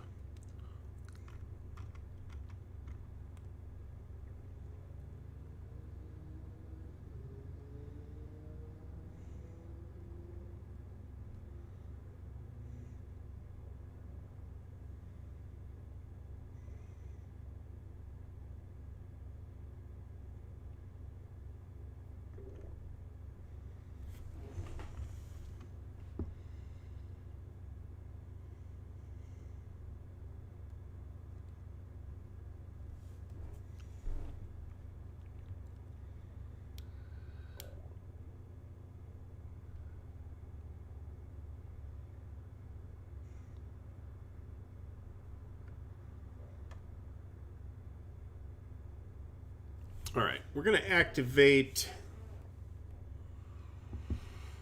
What are we doing? What are we doing? What are we doing?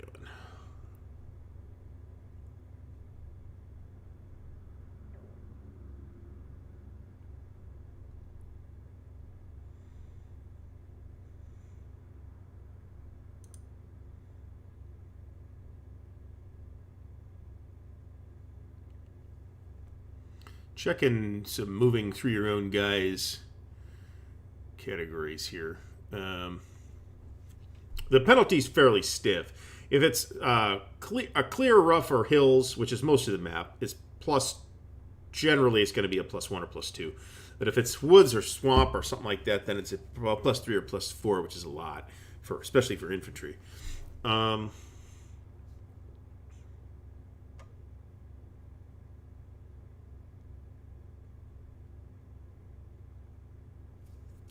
All right, we're going to activate Walker, and we're going to activate everybody under Walker. So, Okay. Let's roll for movement +2. That's 8. All right, so let's do the artillery first. That's the smart move. Actually, it isn't. We just fatigue them all.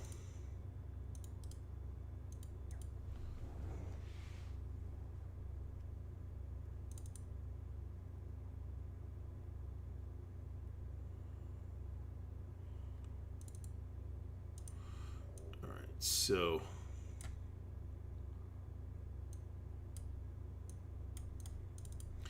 little goes 1, 2, 3, 4, 5, 6, 7, 8.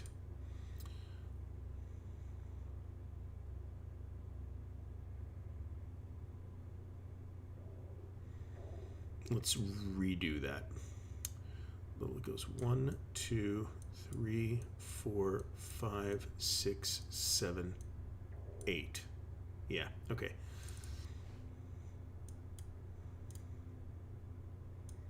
All right, next we'll move with Gist. Next we'll move with the artillery.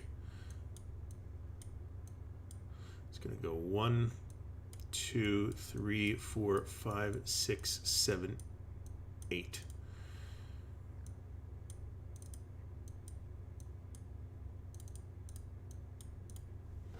All right. That's it. We roll. Union initiative. Alrighty then. So we are going to. That's a nice thing about the module is you actually have these check boxes, these tick boxes. You can track land power losses right there. We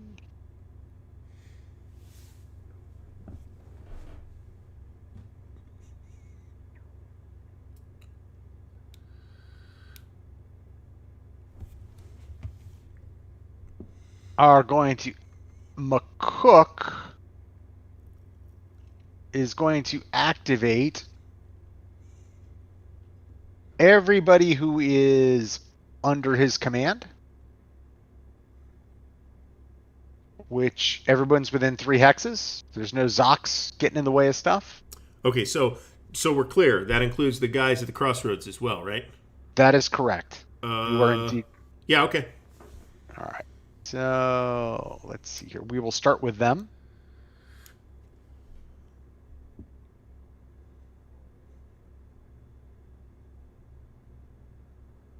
And then we will go with Davis A. Yeah, okay. What did you roll for the movement? Oh, let me do that. 4. Okay. All right, that's fine. Okay, so 5. Yeah. 1, 2,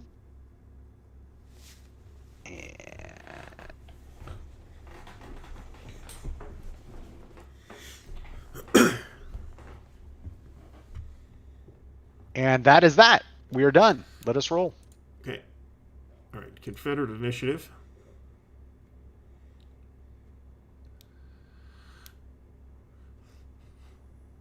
Another point of clarity here. Corps and division leaders cannot declare grand assaults. Only regular assaults. So they can only attack from 1 hex. Right. You need an army leader. So Rosecrans, right now, Rosecrans and Bragg are the only ones who can declare grand assaults. And then right. I think Longstreet and Polk will be able to do it once that happens, but that's turn 3. All right, so we're basically done all around up here. We're going to activate Nathan Bedford Forrest. Okay. And the 2 points under him. All right, so this is a 2d6 plus 2. 7, 8, 9. I do, however... Oh, you don't exert a Zoc there. So if I were exiting a Zoc where I'm at, I would have to pay an extra movement point. But your Zocs do not, and nor do mine. Zocs extend across that river. So what did I say? 7, 8, 9? So 1, correct. 2, 3, 4, 5, 6, 7, 8, 9. All right, let's roll. Hold on. What? 1 second. Fatigue. Yep. Yep. All right. Confederate initiative. Which is very interesting. Well, you can't hold them, so I'm really not worried about them.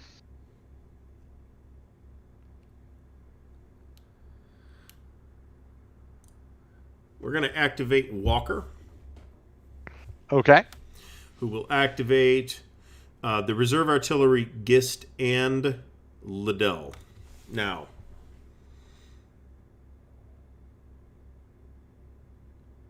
all right. So this is going to be. I'm struck. I'll explain this as I go, but I'm going to do this move in a very specific way. Or can I even do that? Hold on a second. Let me hide for a second here. I totally can't.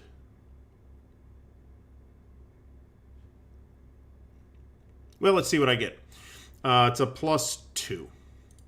So 6 points. All right, so we're going to move the artillery first. And it's going to go 1.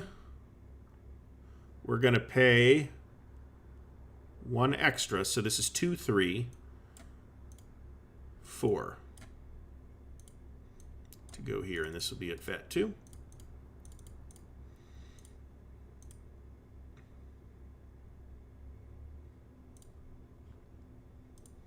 Moving along the road, Liddell moves into that hex. Using his 1 hex... I can't do that. Did I do this wrong? I did do it wrong. Yeah, okay. Let me back this up. This is fuzzy. All right, we're going to do Gist next. All right, who has 6. So he's going to go 1, 2, 3 to enter that same hex. And then 4 to go here. All right. And then Liddell uses his 1 hex minimum move to enter that hex. You cannot cross the river unless there's a road there. Or a ford. So, or a bridge, obviously. Okay. All right, so they're done. Roll. It's Confederate initiative. All right, we are going to try an assault from Walker. So let's pull the procedure up and do it exactly as written.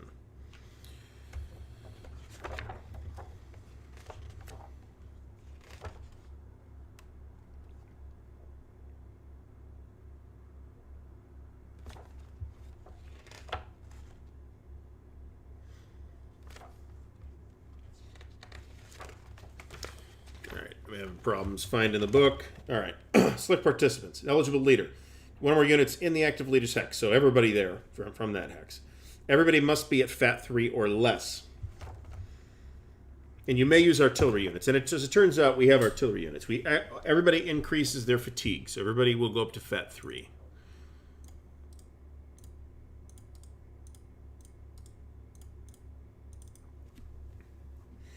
Okay. We got the target, which is obviously Wilder's brigade. You may not cavalry. 7.7. Hold on a second. Let me check those guys, because that's mounted infantry. They might be able to cavalry retreat. Which I would do. Yes.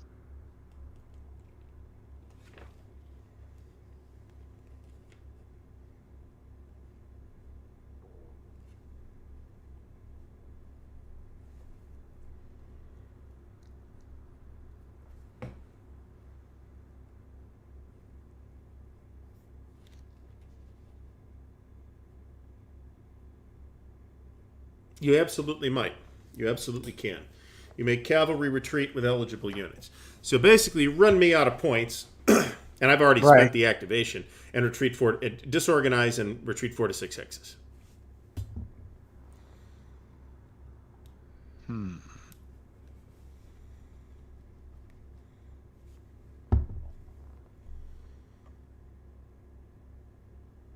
And gain a fatigue, too. 3.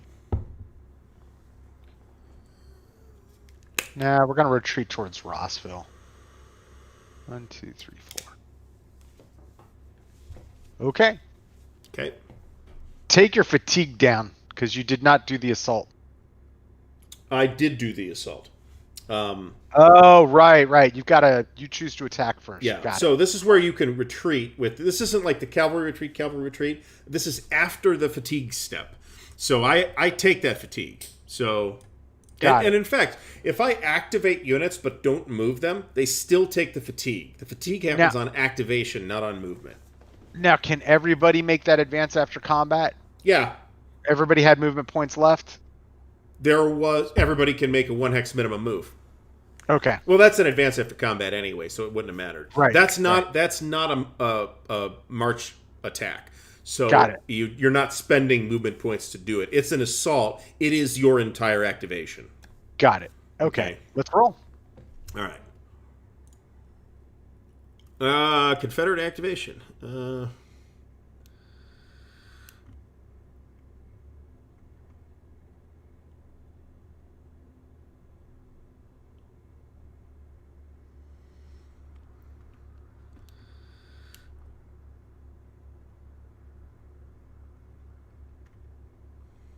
I'm going to pass. Now, if I pass, then I get. verify the verbiage here. Hold on a second.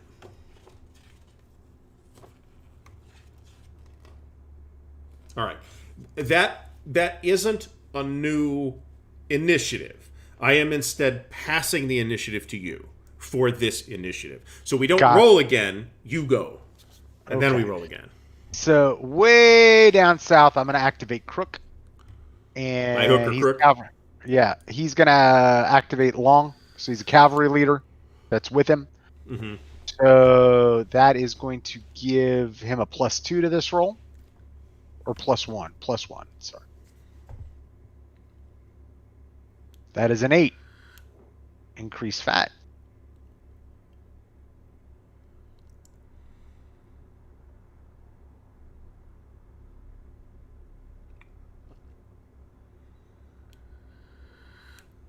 And that's that. And we roll.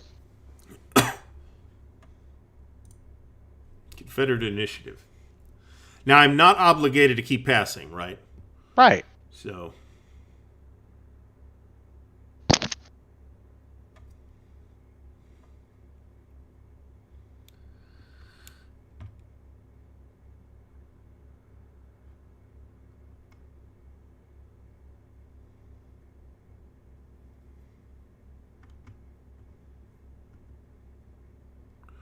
I am going to activate Wharton, who will activate... What do we got? Armstrong. Let me see here. He's just got everybody underneath him. That's his... Wharton will act... So Wharton and Armstrong are leading separate... Not sure if divisions is the right thing. So I would have to... So DeBrell and James Wheeler activate with Armstrong, but Cruz and Harrison activate with Wharton. Right. We're going to activate Harrison, I think. We'll activate the whole stack. Screw it. All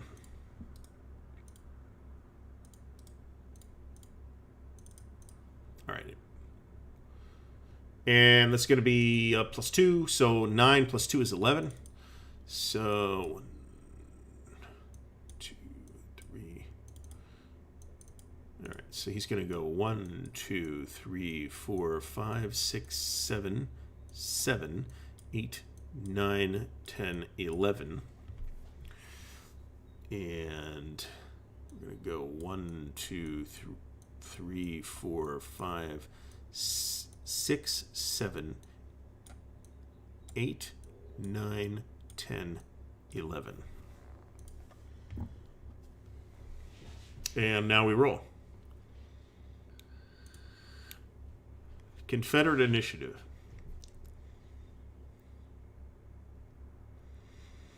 We will activate Armstrong,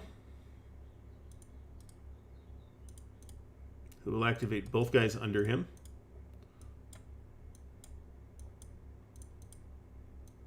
Separating them out just so I don't have to move it. Their cavalry as well, +2. That's an 8 + 2 is 10, so he's going to go... Ooh. Okay, hold on a second. What did we say, 10? We said 10. He's going to have to go through rolling, so that's going to cost 3, 4, 5, 6, 7, 8, 9, 10.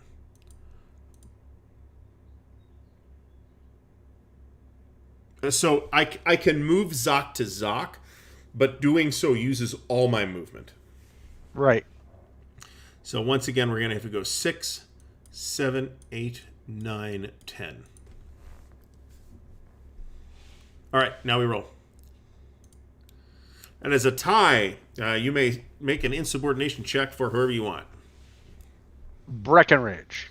All right, go ahead and roll it. It's a +2. It is a +2. All right, so Breckenridge is insubordinate. And we roll.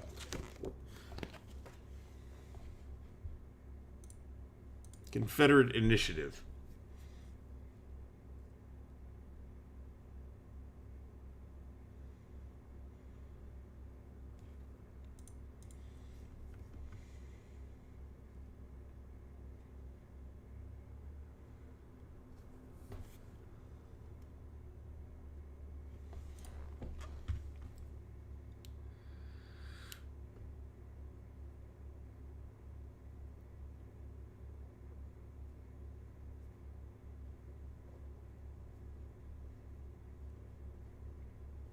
Going to activate Joe Wheeler.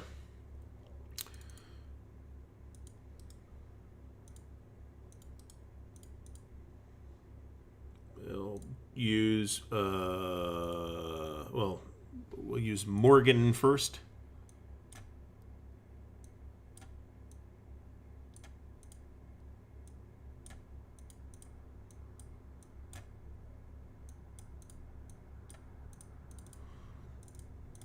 Plus 2 to the roll, 2d6. That's a 6 plus 2 is 8. So we're going to have 1, 2, 3, 4. Here. The rest of the stack will go 1, 2, 3.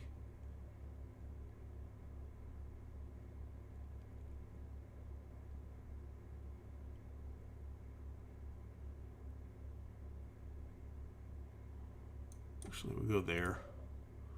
So that's going to go 1, 2, 3, 4. That's fine. And then Joe can move his entire stack there because it's less than 2 strength points that he's moving into. So I'm satisfied with that. Now we roll. Union or initiative. We are activating Thomas, his entire corps, which is within range. And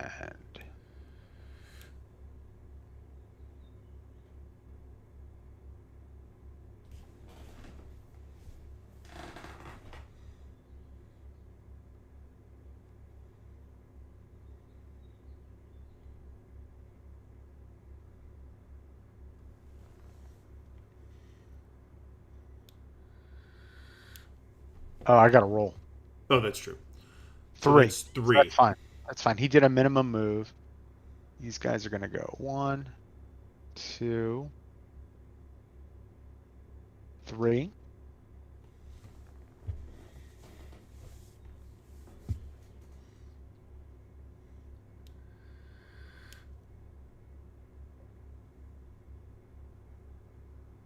One, 2, 3. These guys are going to go there. And we roll.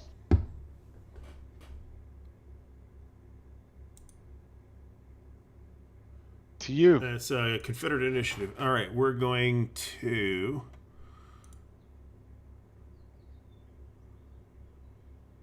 activate Harrison. Wait a minute. We'll activate Wharton. Harrison is within command range. So we'll activate both Cruz and Harrison for that. So it's plus 2. That's a 5, 6, 7, which is enough. Well, ish. All right, so Harrison first. 1, 2, 3. And then Cruz, along with Wharton, will go 1, 2, 3, 4, 5, 6, 7. And let's make sure we increase that fatigue. I think it's a good habit to get into to do the fatigue increase before you move, because A, it's the way you're supposed to do it, and B, I think you're less likely to forget to do it. Hey, that's how I do it. So yeah. So let's roll. Well, that's how you're supposed to do it. Confederate initiative.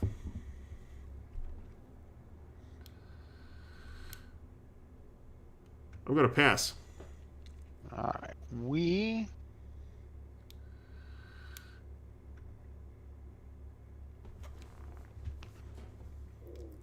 are going to activate Mitchell. Everybody in Mitchell's X. Mitchell. Oh, got it.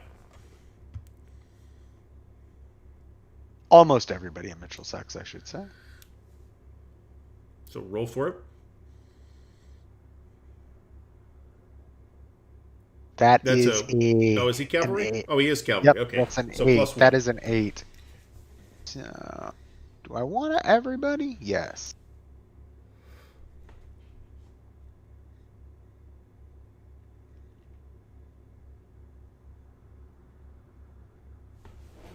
But what's going to happen is this. Whoa. Vassal stuff. Whoa.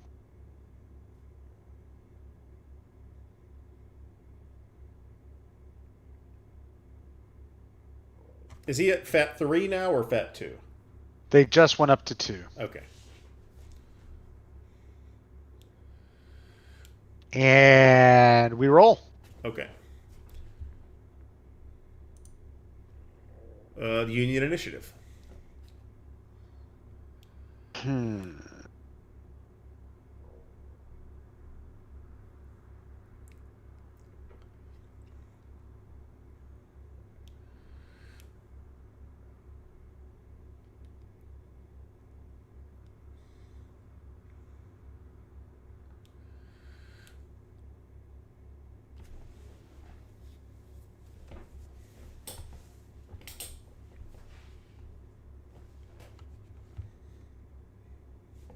We shall pass.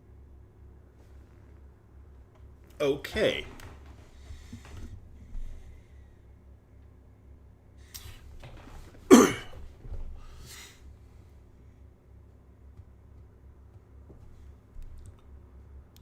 I'm going to activate Wharton along with crews under him.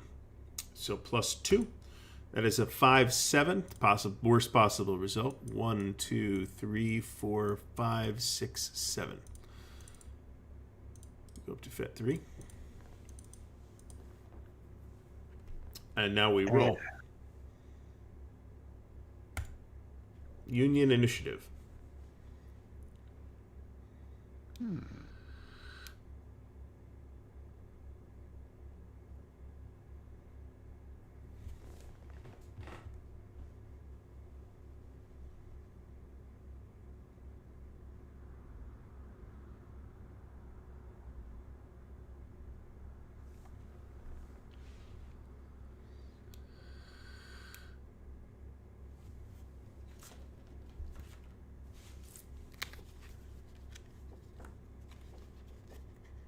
We pass. Okay.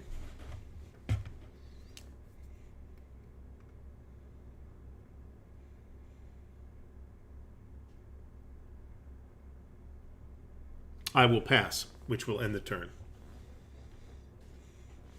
All right. Oh, you. All right. Yeah. So we end the turn.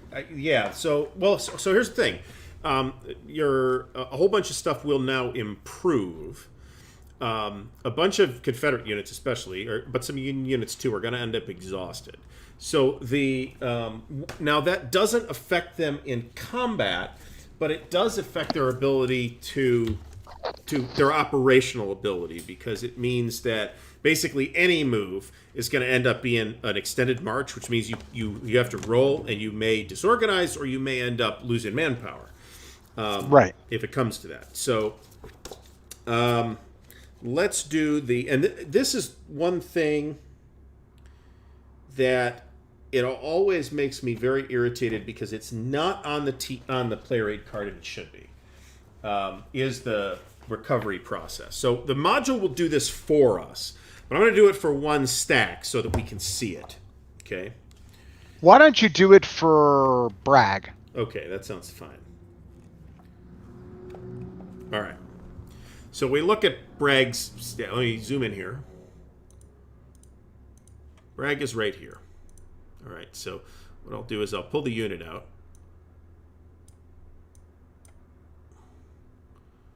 Leave Bragg and Polk there. All right. So what we got here is a Fatigue 4, non-exhausted, disorganized unit. Okay. So we do this in this specific order. So units at fatigue level 0, they can entrench, build bridges or repair bridges or ferries. That's not really going to come up in this scenario. Nope. So that actually happens during the recovery phase. You can also forage here, but again, that's not in this scenario. Now, here's the meat of it, though. If I am at fatigue level 1 or 0 and I'm disorganized, I flip to organized. If I'm fatigue level 1 or 0 but I'm exhausted, I flip to normal from exhausted. Okay? If I'm at fatigue 0 or 1 and I am demoralized, if we're demoralized 1, I remove it. If I was demoralized 2, I flip it to demoralized 1. Demoralized is bad. Super bad, because then you do get combat penalties. Units at fatigue level 3 or 4 are flipped to their exhausted sides. Okay? So we're going to flip this to exhausted. Okay? And now, everybody loses 3 fatigue levels.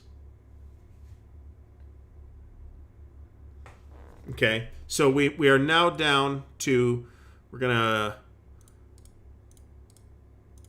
go, he goes down to 1. But he's exhausted, right? So that means that that a fatigue 2, nobody went to fatigue 4 moving, right? Everybody that says fatigue 4 is at fatigue 4 because of a combat result. But normally, if you move and go 2, 3, or 4, you have to make this extended march. That's this table. It's on the movement chart. And if you're disorganized especially, you become vulnerable to taking manpower losses, okay? And you're at a plus... But the key here is that they're exhausted, so they're still disorganized. They're still disorganized, well, which is bad. But also, if they activate and do a march move to fatigue 2, they have to roll for extended march, where before it was 3. So if you're not exhausted, you can freely march two activations. Whereas if you're exhausted, you could freely march only 1. And the possible result is that you could lose points. And the Union specifically takes a penalty for this roll. It's like an automatic +1. Gotcha. All right, so that's it for Cheatham under Bragg. So we'll remember with them that they've got to go back to 1, disorganized and exhausted after we hit the buttons, because the buttons are going to do their thing anyway. So you followed them. Okay, right. Yeah, you're right. All right, so we'll go. Well, we'll just change it right now, and then we can look at it to make sure that it's correct. So we'll flip this back, and we'll next level this to 3. So now I'm going to hit the recover button. No, he's at 4. He was at 4. Yes. Okay, and you see that because he was at 3, that went away, and now he's exhausted. So he actually goes to Fat 1. Okay. He should be at Fat 1. The module is great. So this is it's not that hard to handle physically if you're playing with the physical pieces, but to do this in Vassal, to have to go in and then click hotkeys on every single stack to decrease the fatigue levels would be a giant pain in the rear.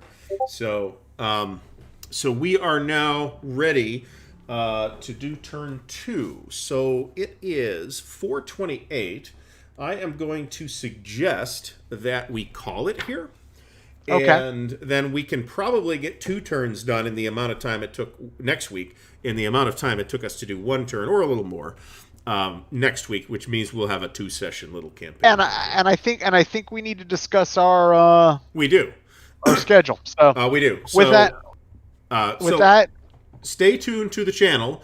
There'll be a card up for the stuff that's happening next week. Today, I think if we figure this out, we're going to have to work it out. It's a little more complicated this week. So thanks everybody for watching, and stay tuned. Goodbye, everybody.